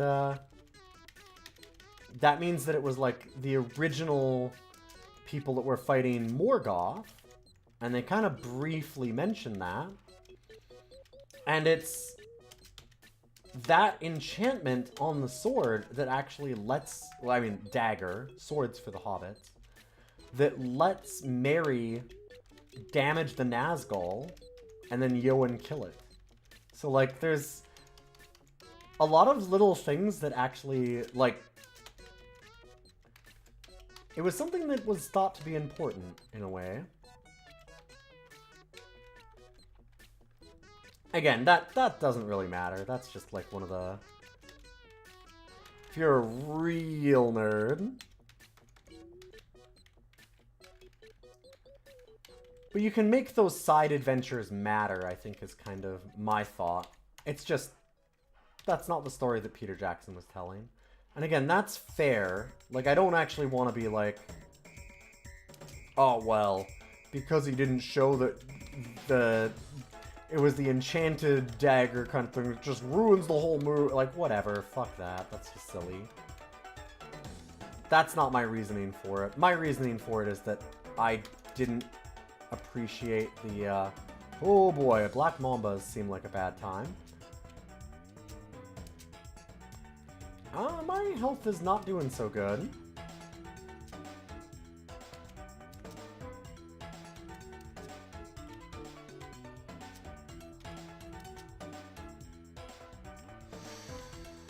Okay, let's take a potion, maybe. Don't drink salt water.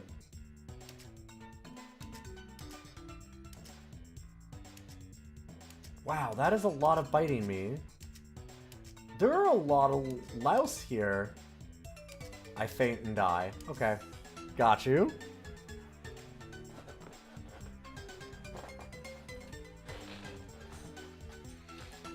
In the movieverse, Yoan's able to do it because she's a woman, not because he had an Arnor blade jammed into the back of his spine. Yeah, exactly. That was... And it was both things in the book. Like, it was both, because the whole thing was, like, no man may slay him, and it was specifically a hobbit and a woman, right? Like, so it was kind of... It was still there in both of them. Because Yoan wouldn't have been able to do it either if she'd just been any random man.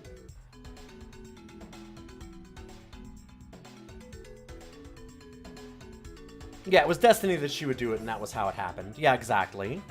Yeah, the Catholic part of the story, exactly. Yeah, there you go. Neat. So that's a little bit of Moria.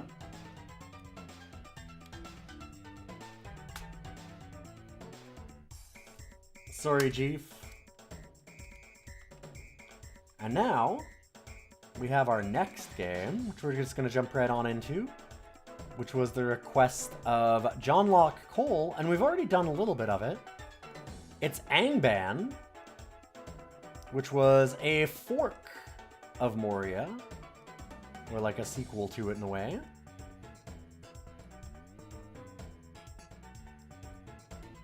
Developed 10 years later.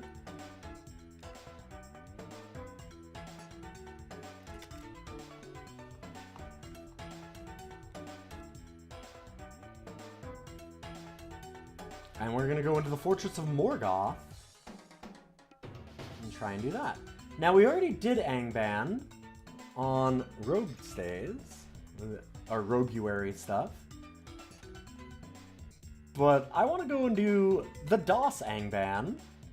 So this is not always going to be the same Angband I'm playing for Rogueary. This is, in fact, the last DOS release instead.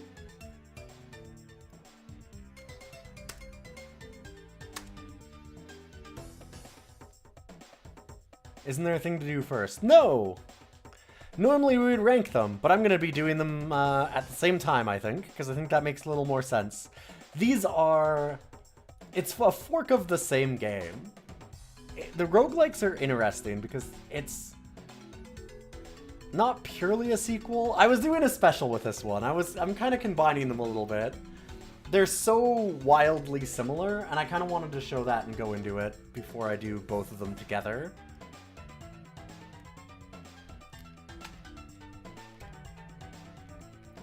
Let's go with...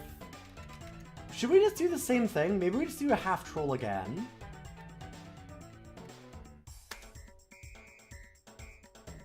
See, and again, you get the exact same options. And it still has the little background that you get.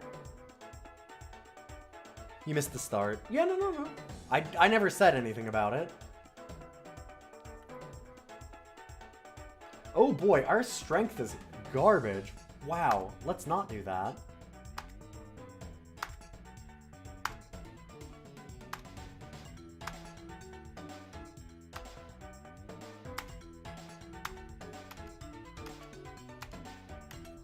Okay, come on.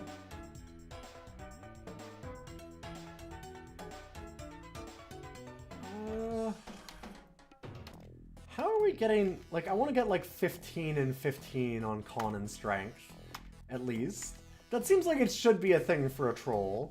Okay. We could do this.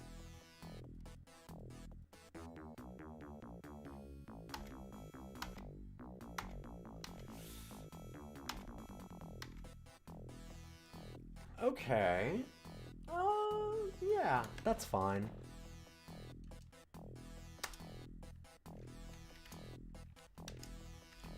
We've got Chief.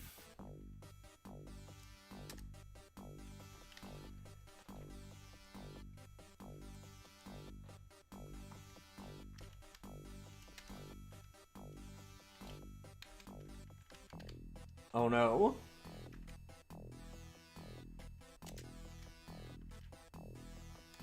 Okay, hold up. So, this one's got a little bit of different controls. Yeah, the symbol's on our map. Yeah, yeah, yeah. Okay, that's great. How do I look, though?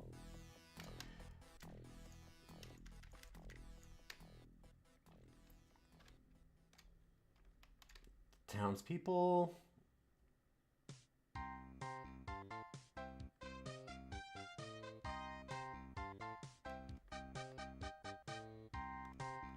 Okay, yeah. Talks all about the town. Sure, sure, sure.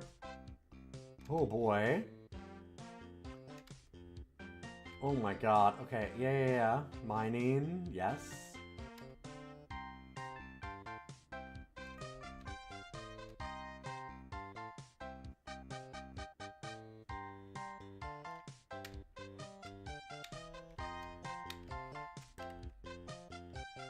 I just want the commands. Command descriptions? Inventory commands, equipment list, drop an item, destroy an item. How do I look? I just need to look around.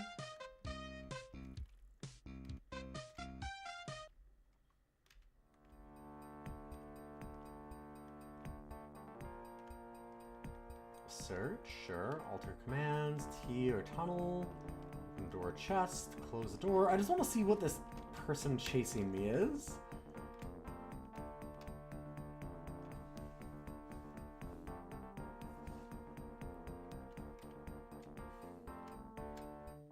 Browse a book or peruse a book? Huh. Warriors cannot read. Dang. Not even with the cool pictures in them? I had to step away from a bit. What ended up getting me? About 60 louses.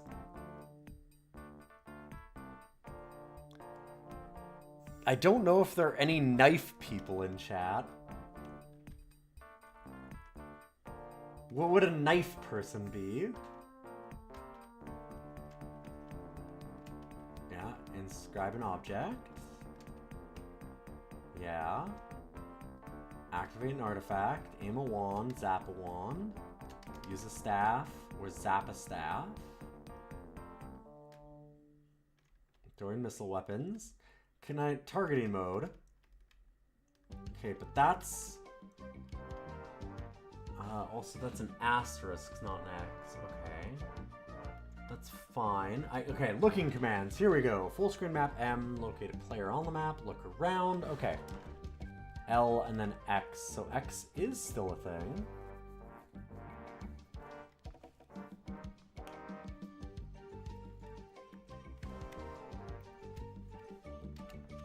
There we go. Farmer Maggot.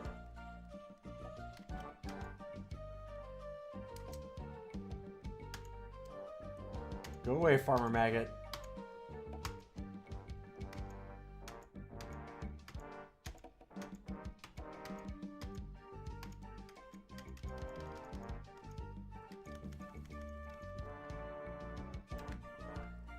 I feel a little bad about doing this, so we can just murder Farmer Maggot. Okay, well now he's running. Go away. Wait, he turns to fight.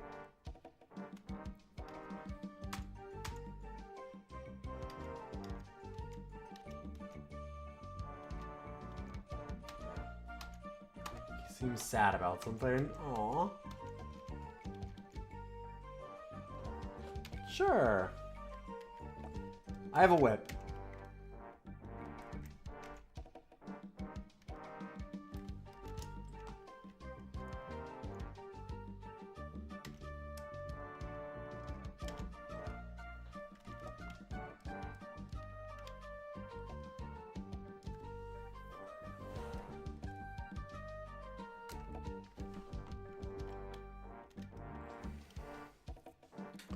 You spent the past 20 minutes sharpening your 3 chef's knives.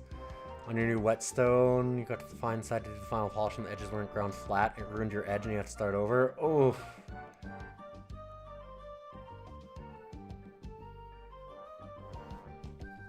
Yeah, I talked about that, Sir Avedon. I have a later Angband, because this is specifically DOScider. I'm using the latest DOS version. I did play Angband already on stream for Roguelike. right? So same thing as before, which was the exact problem that I ran into last time. We need our light source equipped or we can't see.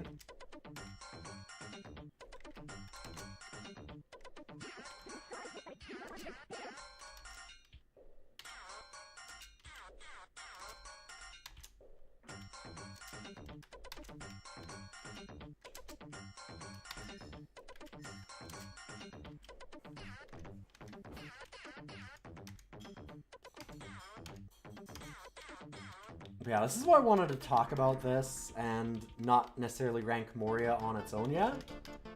Because,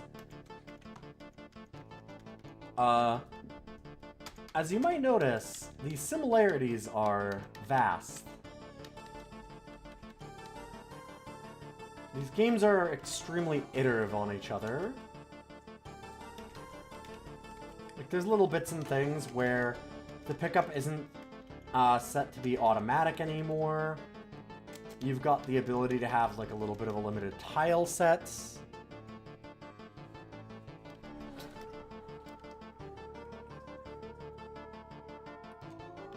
So you get a bit more. I know, I felt so bad that I didn't do the Zotfot pick. Fucking that up did kind of wreck that playthrough a little bit. I felt bad about it. But that's Star Control 2, baby. God, I love Star Control 2. I might play it again just to see if we can do like a best run possible and see if we can like rescue basically everybody.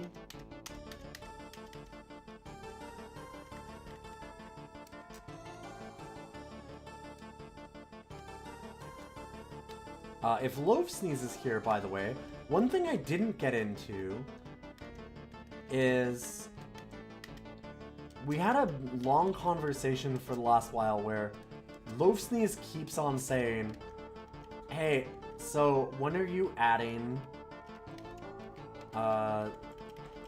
Diablo to Roguelike Day? And I'm not? Because it's Diablo, and Diablo's not a roguelike. And everybody's like, yeah, why the fuck would you add Diablo? But in looking up stuff about Angband and Moria, the main developers on the game for Diablo were like, we were trying to make a modern Moria. And just like over and over, we're like, yeah, no, it was easily the biggest influence on our design. So I'm like, wait, do I need to go back and play Diablo? Because maybe I do. I'd have never classified it as a roguelike, but it's definitely roguelike adjacent. See, that's funny, because you're the first person other than Loaf Sneeze to say that.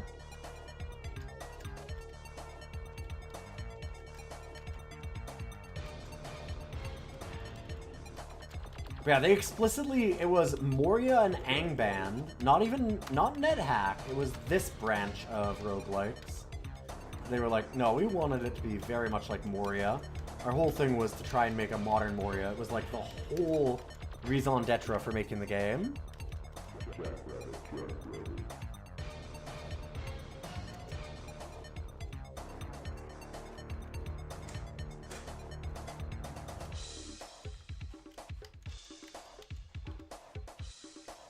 Which is interesting. NetHack's website called out the comparison for ages. Fair enough. Well, maybe we will add in Diablo. I'll think about it. I've never played Diablo 1. I played a little bit of Diablo 2, and it's, I don't know, it didn't grab me in the way that it did other people. Like, it's a good game. There's some stuff going on in it for sure, but it just, the fanatical kind of love of it that people had, I didn't quite get.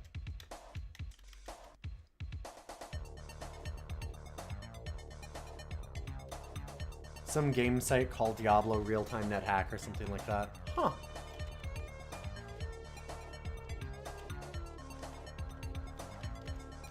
I mean, Real-Time NetHack is certainly in the realm of our rogues days. since now roguelike just means it's a run-based game. A thing that really pisses people off. A certain group. The group of people that I was talking about earlier that get really mad that Peter Jackson didn't specifically go into, well, you see, actually, Mary had to destroy the enchantment around the Nazgul using the Arnor blade.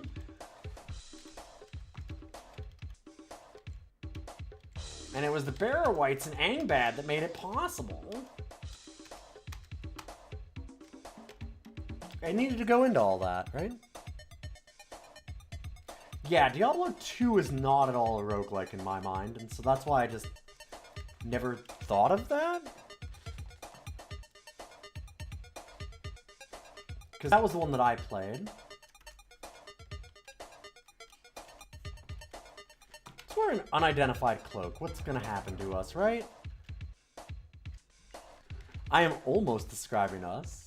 I mean, I'm almost describing myself, I think is what you mean.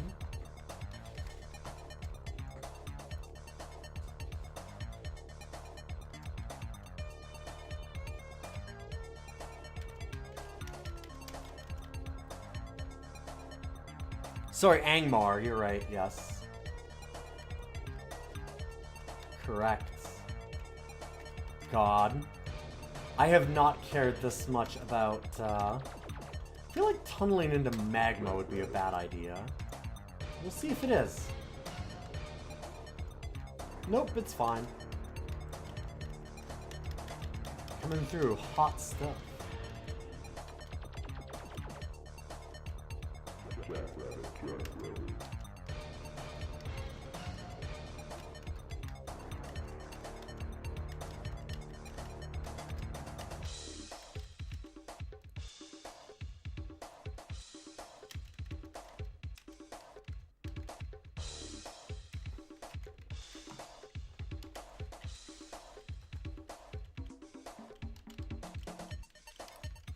In any case,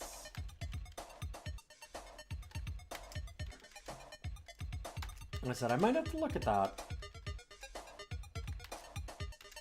Everybody's making me really want to check out Diablo 1 in the year of our Lord 2026. How you doing this to me?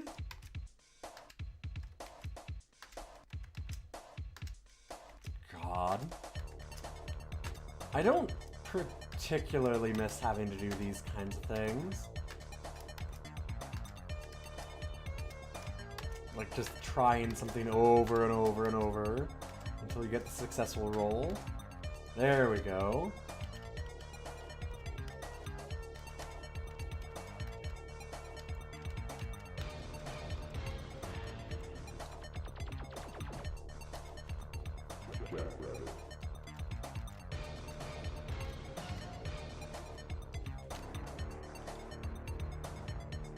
It was the best of the Diablo games. Huh.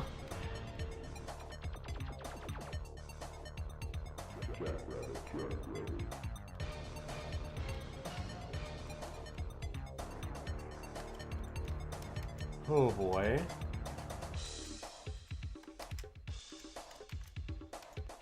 We could probably set this up as some kind of repeatable action.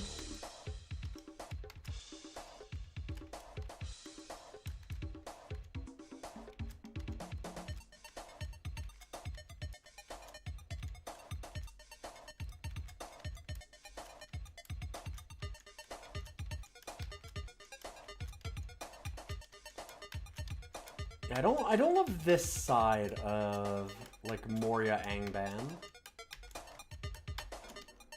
There's a few things like this that feel very monotonous.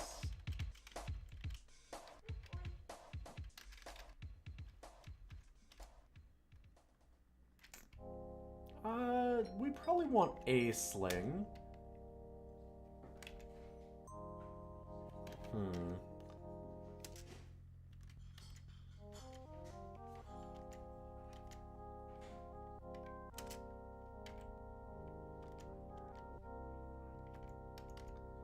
Can I pick up one?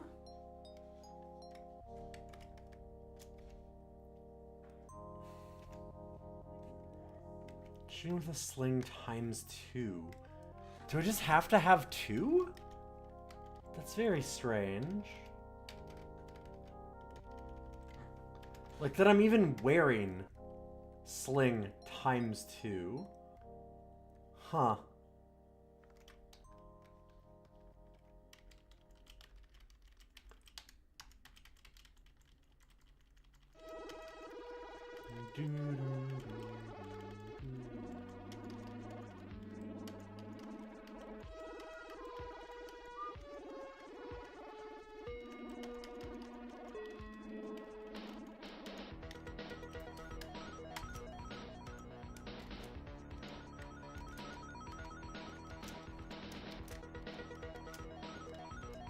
Like, NetHack has its moments that are like this also, where you've got to be kind of deliberate with your stuff, but it's like, you need the money, so you want to go around and get this stuff, and it just kind of sucks to do.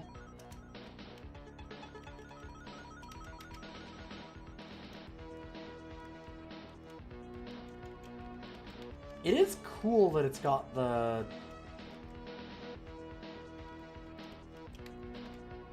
like home and the town up at the top, and that does add like a whole little tension to how far you can go in, which is neat. I like that a lot. Let's get some beef jerky, I guess, or let me just get. Can't read books. No, okay, right, yes. We would like. I like it's Bilbo the Friendly.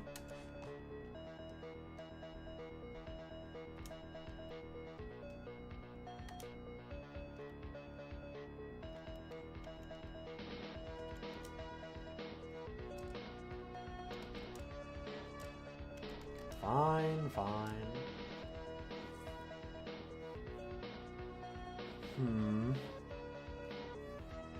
So we can get some lockpicks.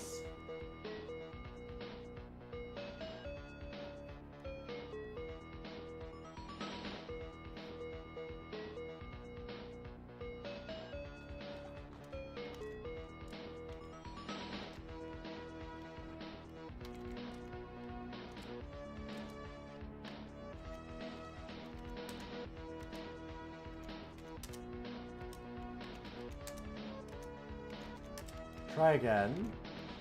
So, like, I wonder if they get mad if I do this enough.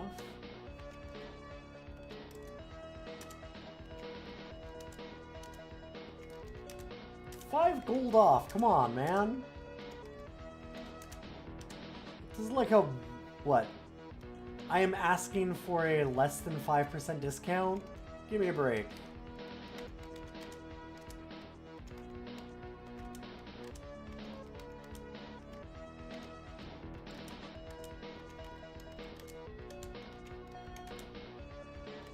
Damn. They're like, I don't haggle! Stop haggling! Please! Fine, fair.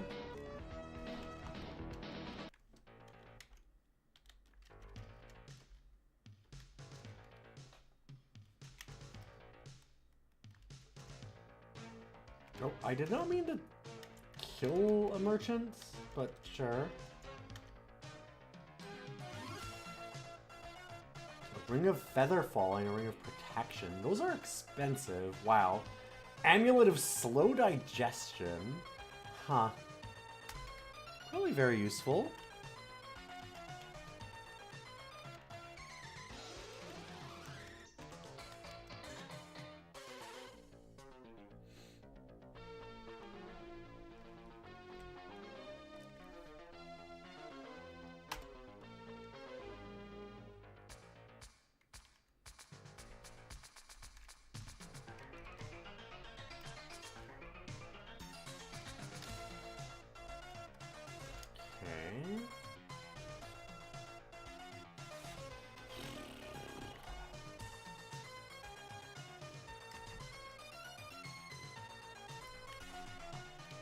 Identify potions are being, identify scrolls would be really nice.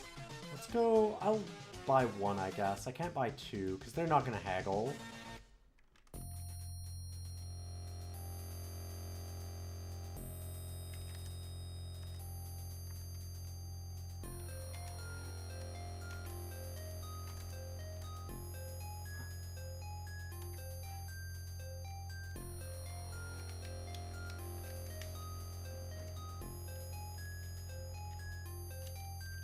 Hey, Carmine. Yeah, we're back doing some Angband. We just did Moria before this.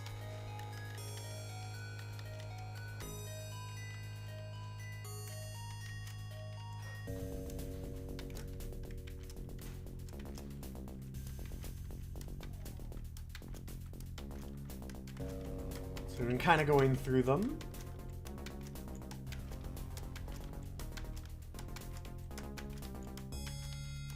Normally I rate the games in between, but these ones being just forks of each other.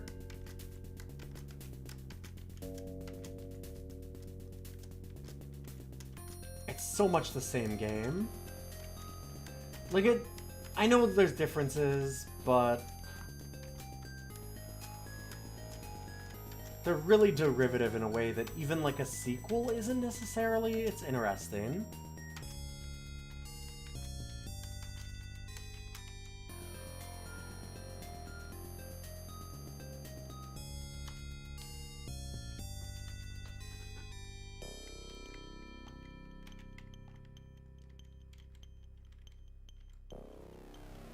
Get out of here, Kobold. Give a little kick. Looking forward to my eventual opinion on Slash'em. Yeah, Slash'em will be interesting. The derivatives of NetHack at that point. Let's put on leather gloves.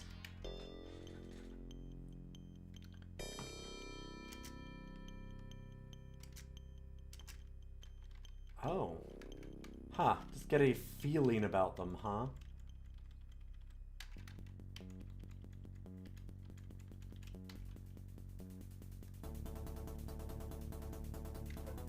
Get a feeling that all of my items are kinda shit.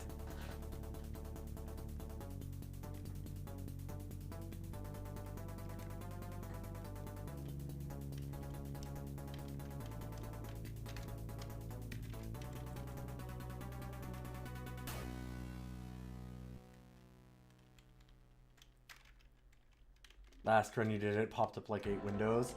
Yeah, this is actually just one window right now. Because I am in fact, as you'll notice, I'm running an old version.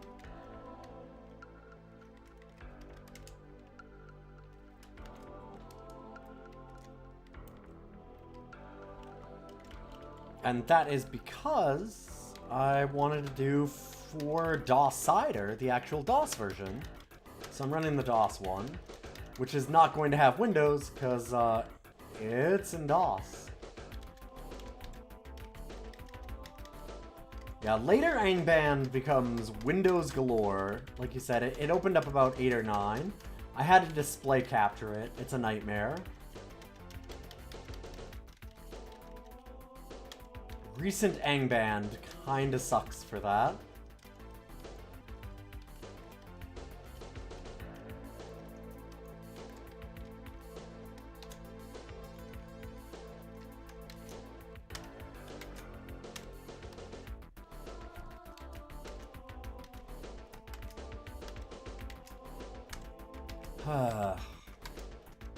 The tunneling into things is just...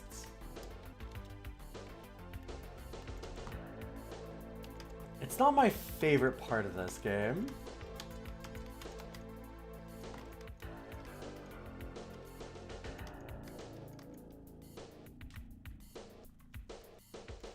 You don't think you touched Moria, oddly enough. I don't think it's that odd. Moria was a much less looked at kind of, sure.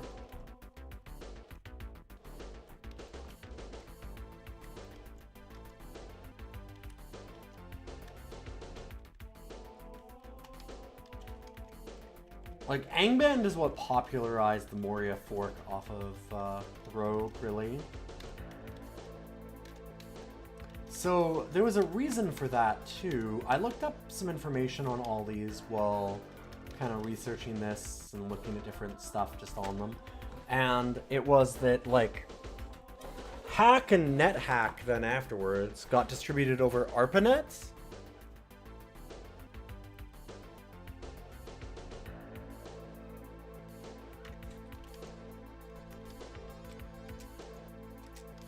And this was just, yeah,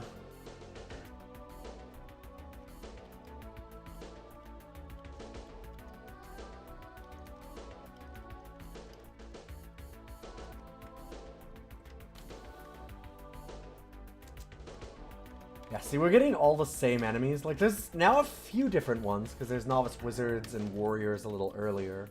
But it's all, like, or the Shrieker Mushrooms, but Giant Green Frogs, and... like, Mushroom Patches, White Worm Patches, like...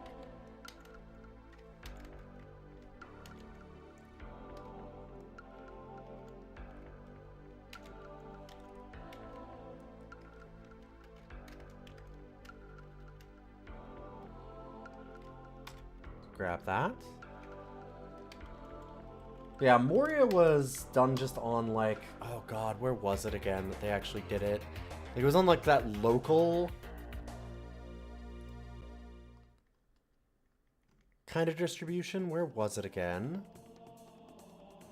Because the University of Oklahoma.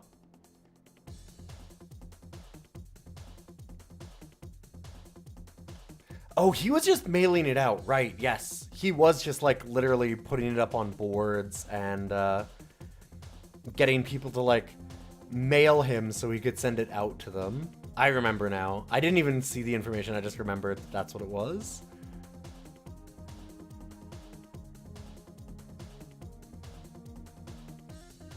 So Moria, with him just kind of, like, trying to spread it through the real world, was not nearly as popular because of that as something like Hack was. And then when you got to Angband, Angband came out in 1993 rather than 83. So the distribution and, like, popularization of computer games just made it a lot more accessible.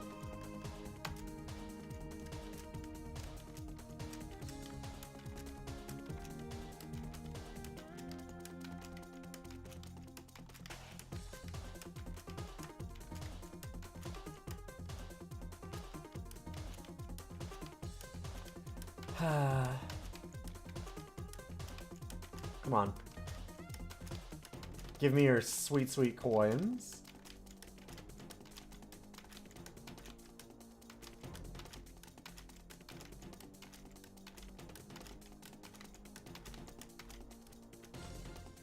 Good God, that's a nightmare to do. There's gotta be like a... like... number of actions thing that we can do. Let's, like... okay, count. So, 50? Command... tunnel up. Okay. Ugh.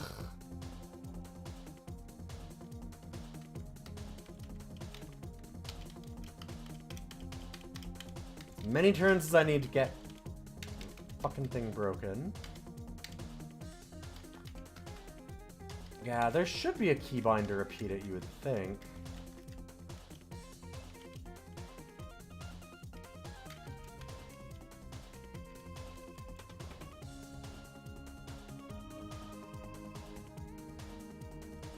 Enter number, then enter command at prompt. Oh yeah, this guy was a Vi user. Yeah, yep.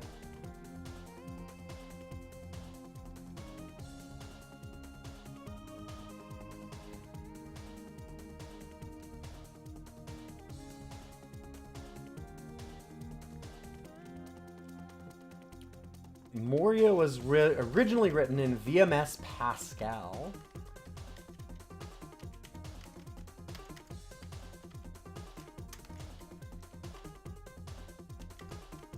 But yeah, like I said, this is very much a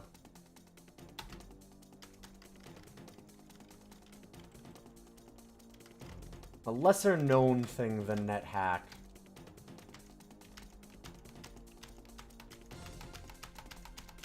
For a bunch of reasons. Okay, so let's go.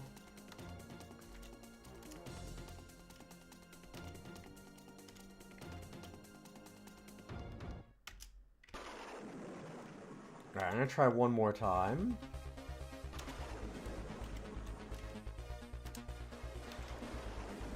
Haha!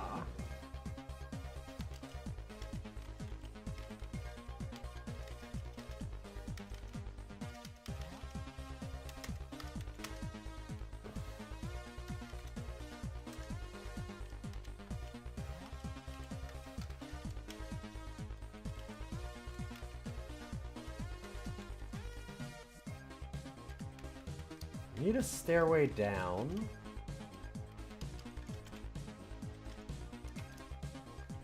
I do like that they have a map on this. It sucks, but it's nice.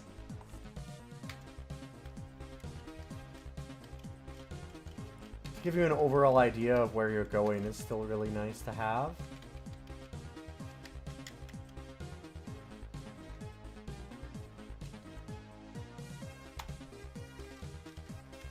So is the X2 that it's two-handed, maybe?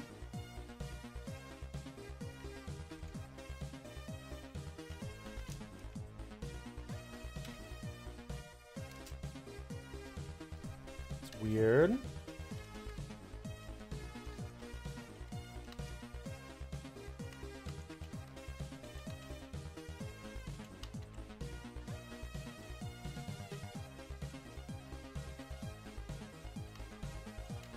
Because I thought that it meant that there's two of them, but it must not.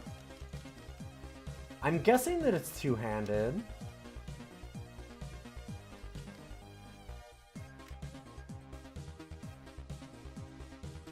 Oh, hey, look! White worm masses.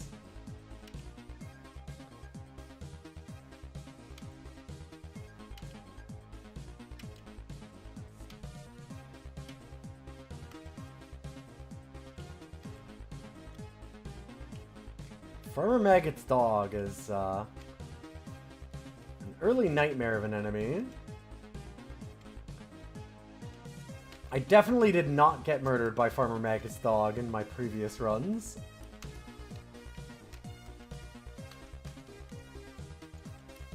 I'm sure there's a way to, like, tame the dog, right? I'm guessing that that's supposed to be a way for me to, like, learn about taming animals.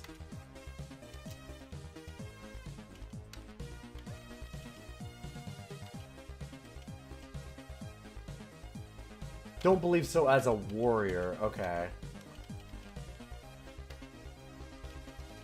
But as another class, probably.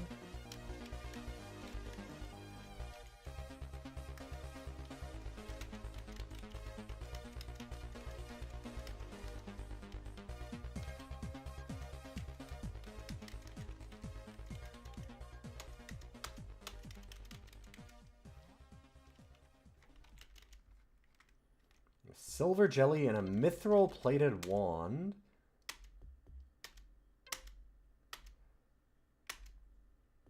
Okay, yeah, see, silver jelly still even dim your light. This is why I normally wouldn't rate games together, but like the enemies even do the same things.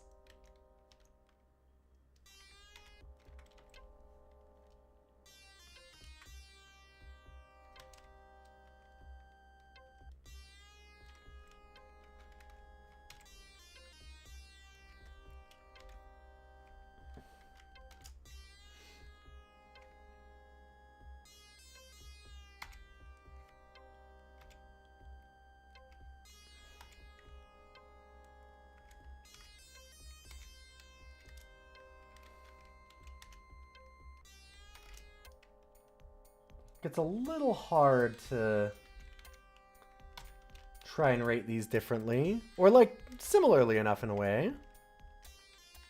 You also wanted to say you believe that daggers dig faster for some reason. Weird.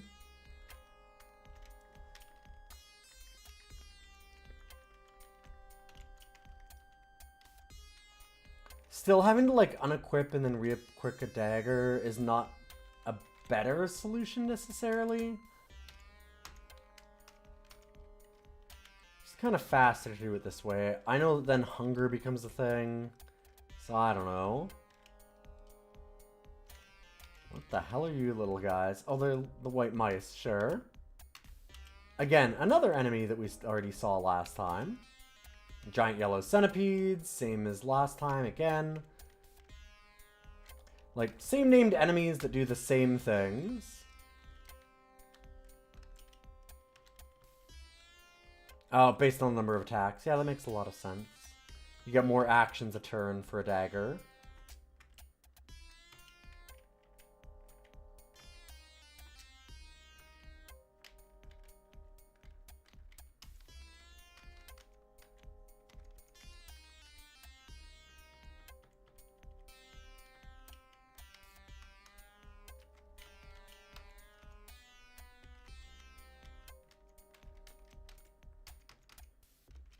Get the giant white ant, I guess.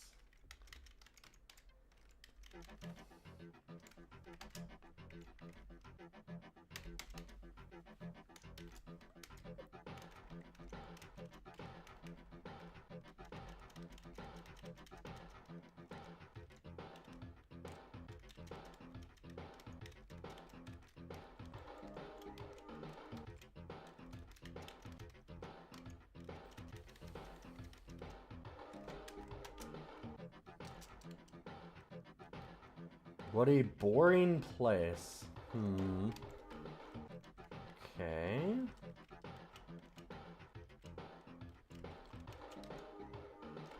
Welcome to level 6.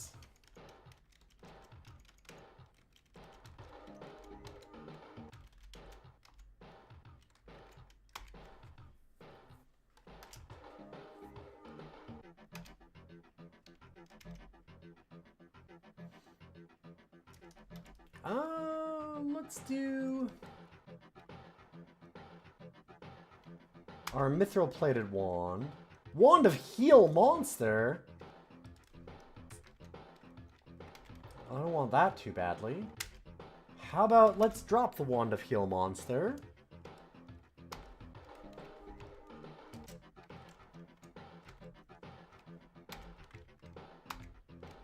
I like that it's specifically of heal monster. Does it not heal me? I would think not. Chat can correct me if I'm wrong.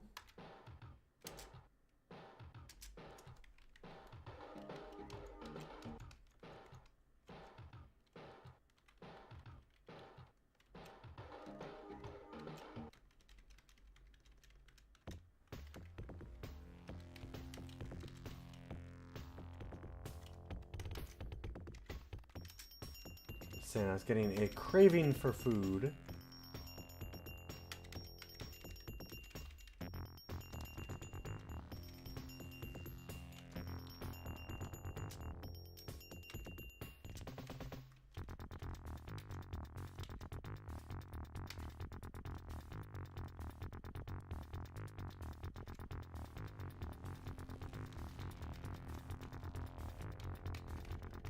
Where's this scruffy looking hobbit going?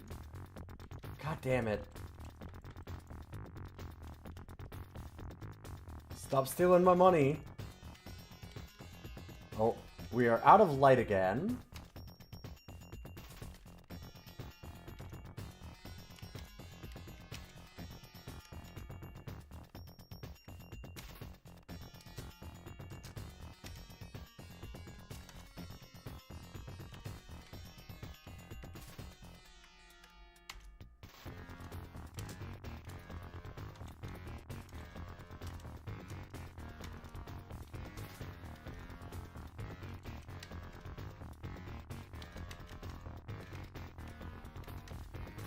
Yeah, so therefore, Ghidorah, wondering, like, what we get to see if we don't have a torch in Angband or Moria.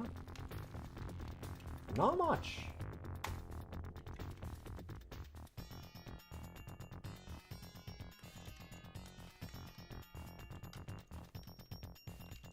Yeah, good gear to sell, fair.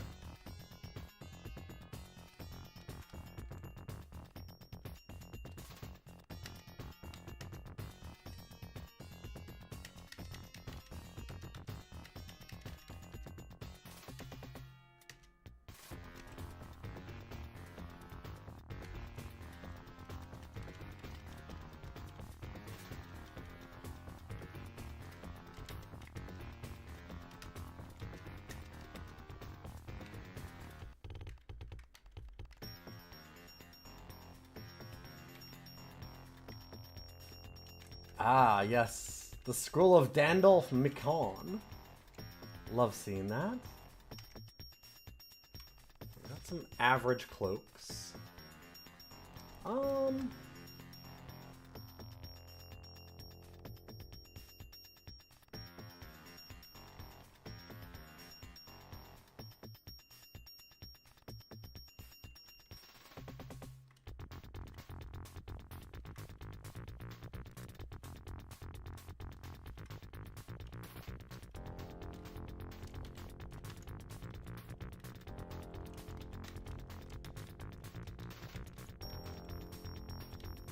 Oh yeah, Farmer Maggot is like the Tom Bombadil of hobbits. An old unknowing man. He, unknowing. Unknowable. It's Lord of the Rings. All old men are actually kind of unknowable.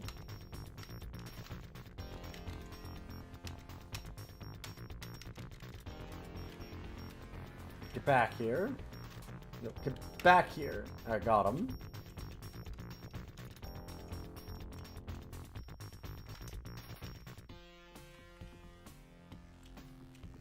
I feel like we have a slight problem of the only thing that I've been eating is beef jerky. And I mean, maybe half trolls are pure carnivores, but we got 100 floors to go. We're gonna run into the problem of, oh, that is an up staircase. I thought it was a down one. I feel like we're gonna run into some scurvy issues at some point.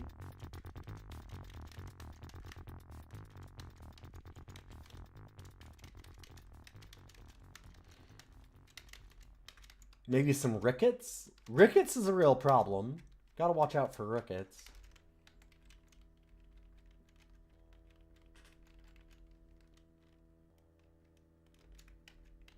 Oh god, we're on the paleo diet? We're one of those people? Although, is jerky... I think that is jerky allowed on a paleo diet? I don't think it is.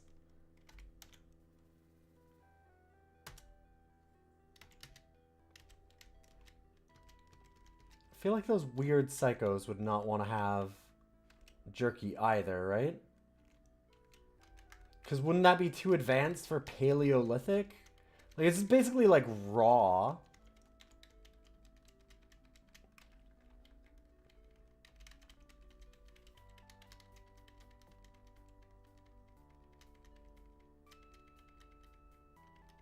It is a long tunnel. Morgoth, you crazy. Why did you make that tunnel so long? I feel like this is a power move. He's just a bad boss.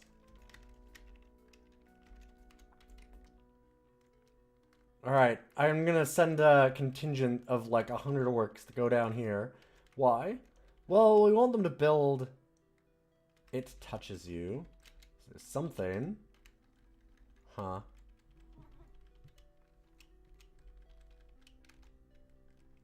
I gotta spook him.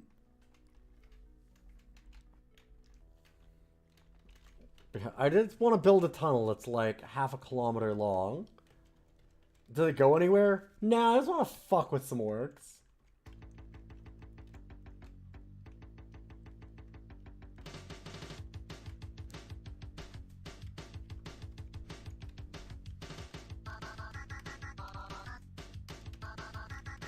What is it?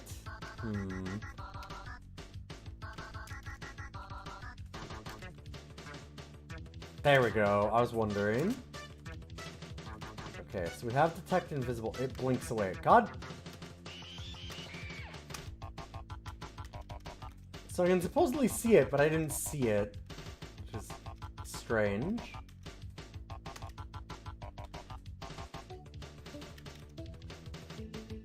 A gray icky thing. Sure. I'll pick up a steel wand, why not?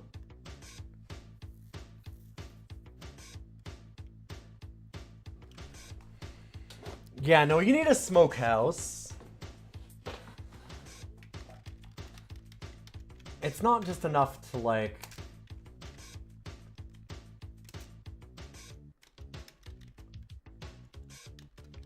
dry it out and stuff. You do need a little bit more to actually smoke it. Get proper jerky.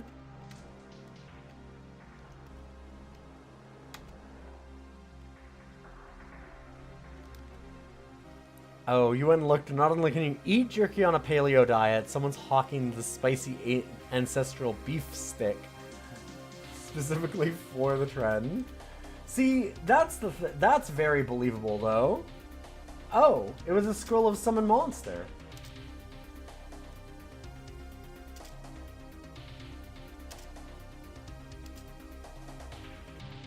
Well, that seems not great.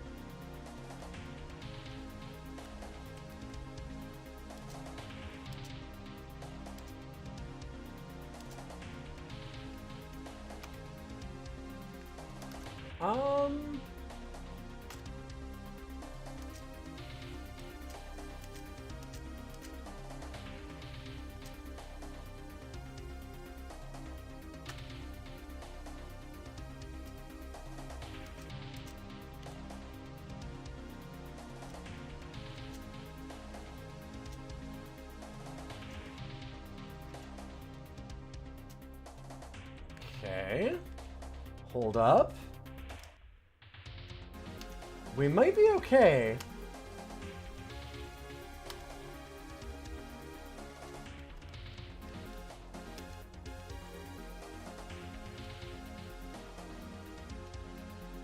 Oh, fuck.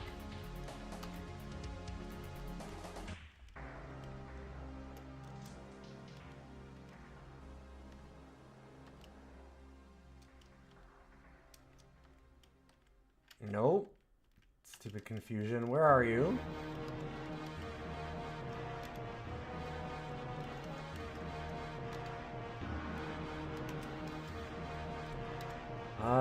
Let's see.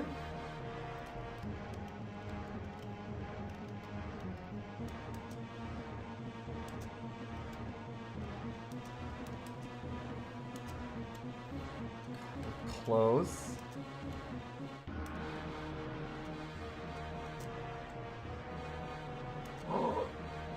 Oh my god, we did it. But, okay, so we were talking about, like, the, spicy ancestral beef stick. And you're like, oh, there's someone hawking a spicy ancestral beef stick specifically for paleo diet things. And that is why it's allowed on the paleo diet.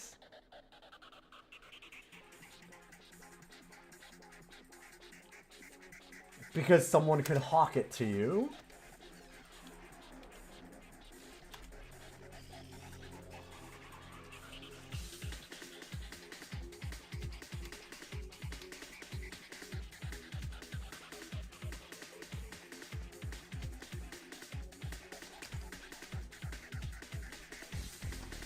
I'm not sure I like this big kobold right now.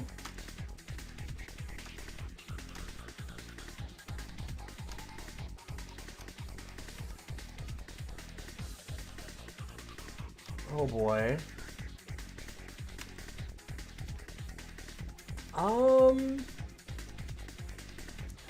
Which one do we feel is most likely to be healing?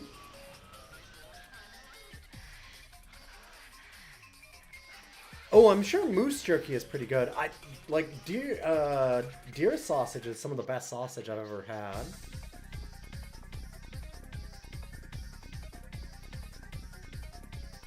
Green seems like healing, yeah. I'll go with groupie green. I'm confused. I reorder things in my pack while the kobold chops my head off. Well, shit.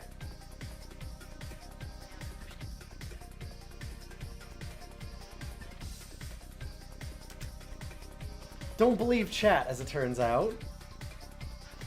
But yeah, so that's a little bit of Angband, which we'll see a lot more of both of these if you want to come and check out any of our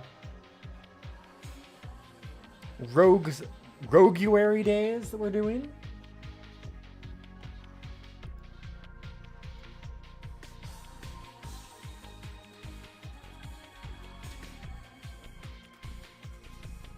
Best steak you ever had was out. Yeah, there's a lot of that gamey kind of meat is fine. Alright, so now I'm gonna go into ranking these bad boys. So we rank NetHack very high, and no small part of that is for how much it influenced a lot of other games that I really, really enjoy. And I do think that NetHack does some things a little bit better than this. I'm not like a huge fan of all of the tunneling into things and stuff like that. It just feels like there's some weirder classes, and not being tied to Lord of the Rings. As much as as you might have noticed, I am a fan of Lord of the Rings. I do know quite a bit about Lord of the Rings. I like Lord of the Rings a lot. But it's nice when it's not married to a specific license in a way, right? Like, it doesn't have to be Farmer Maggot, it doesn't have to be all that kind of stuff. So I like it a little bit more when you can separate that out a little bit. And there's a ton of references in NetHack. I mean, a lot of them were added later, like the tourist class being very much a Terry Pratchett thing. So, like, both of them do that too eventually, especially with, like, when you get to Angband and stuff like that. But it's just something about the setting that I like a little bit more in the NetHack style of things. Something about it works a little bit better for me.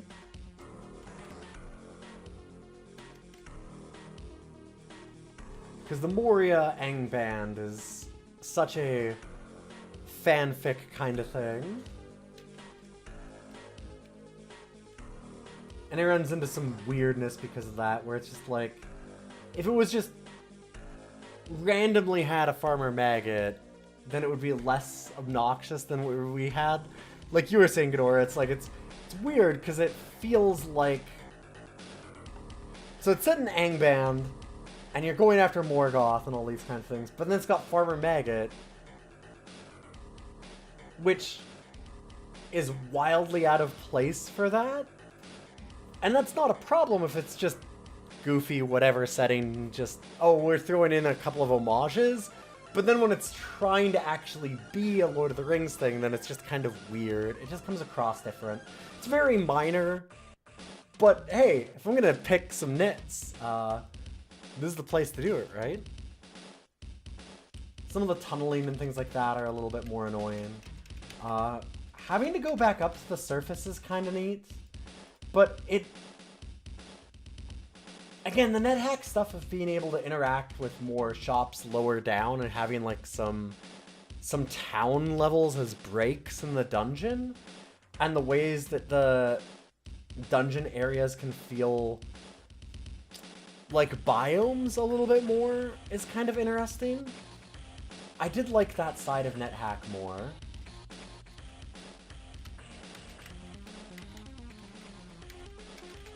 That being said, obviously, much like NetHack, this is a wildly influential piece of media. And influenced a ton of games that I obviously very much love, considering that we're doing a Rogueuary. But just like how we have Rogue down here, because Rogue it's kind of unplayable nowadays. This one's just surpassed by NetHack in my mind. And obviously, I don't think it reaches quite as far as Rogue, to put it lightly. God, this is such a banger. Oh, by the way, yes, I forgot this one. I'm like, why is it this? This is not just System Shock, this song. This is the floppy disk version of the intro song for System Shock. Because System Shock actually had a floppy disk release instead of a CD release. So you had this, like, really crunched down audio. And I'll never do this again, I don't think. But Moria Angband is one game, damn it. And it's 25.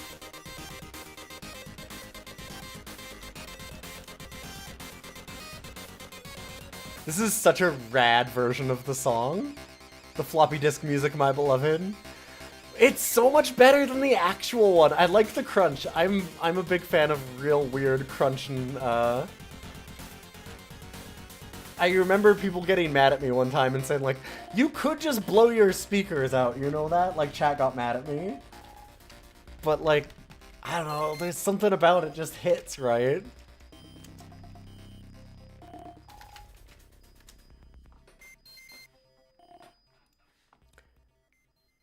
Like, here. So we just heard that floppy disk version. Here's the non-floppy disk one.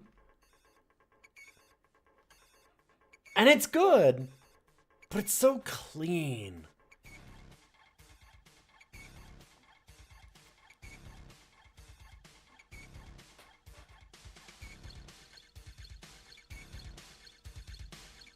I mean, it's still really good, but man, it just does not hit the same way that floppy disk one does.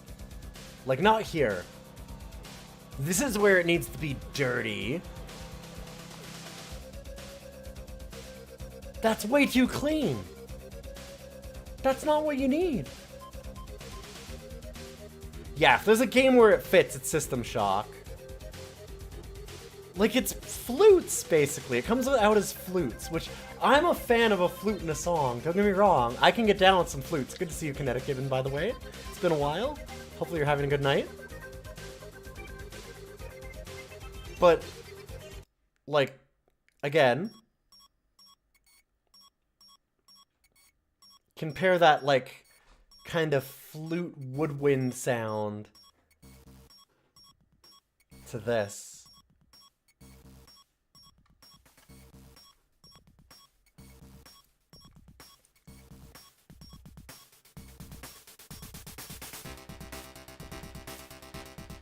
Way better. It's so much better. It's just, it's not even close.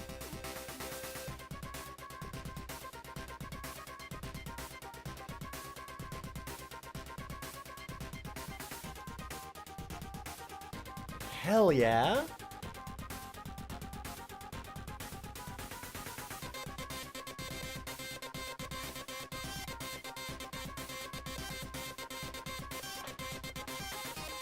Alright, anyway. I'll leave you with this very cool floppy disk version of System Shock as we go to the end of the stream. Thanks for being around for the Moria Angband special. And yeah, there's very little daylight between the two of them in a lot of ways. They're very similar games, being just forks of each other.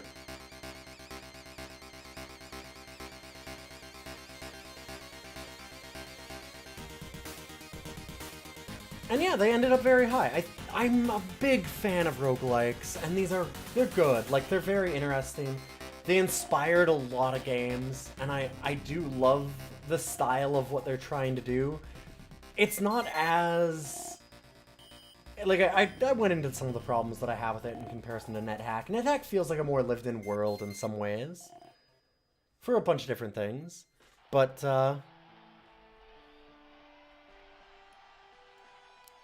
we've already talked about that. I'll be back again tomorrow for some more Roguelike. And I'm going to be doing the random itch games, our weekend itch, this Sunday as a makeup stream for having missed it last Sunday when I got sick randomly. Other than that, I hope you all have a wonderful night. It's getting pretty late here, so I'm going to send you off to somebody else, so don't go away. We're going to be doing some Dungeon Crawl Stone Soup if you like some classic roguelikes. And let me find somebody to raid on over to. Thanks again for being here.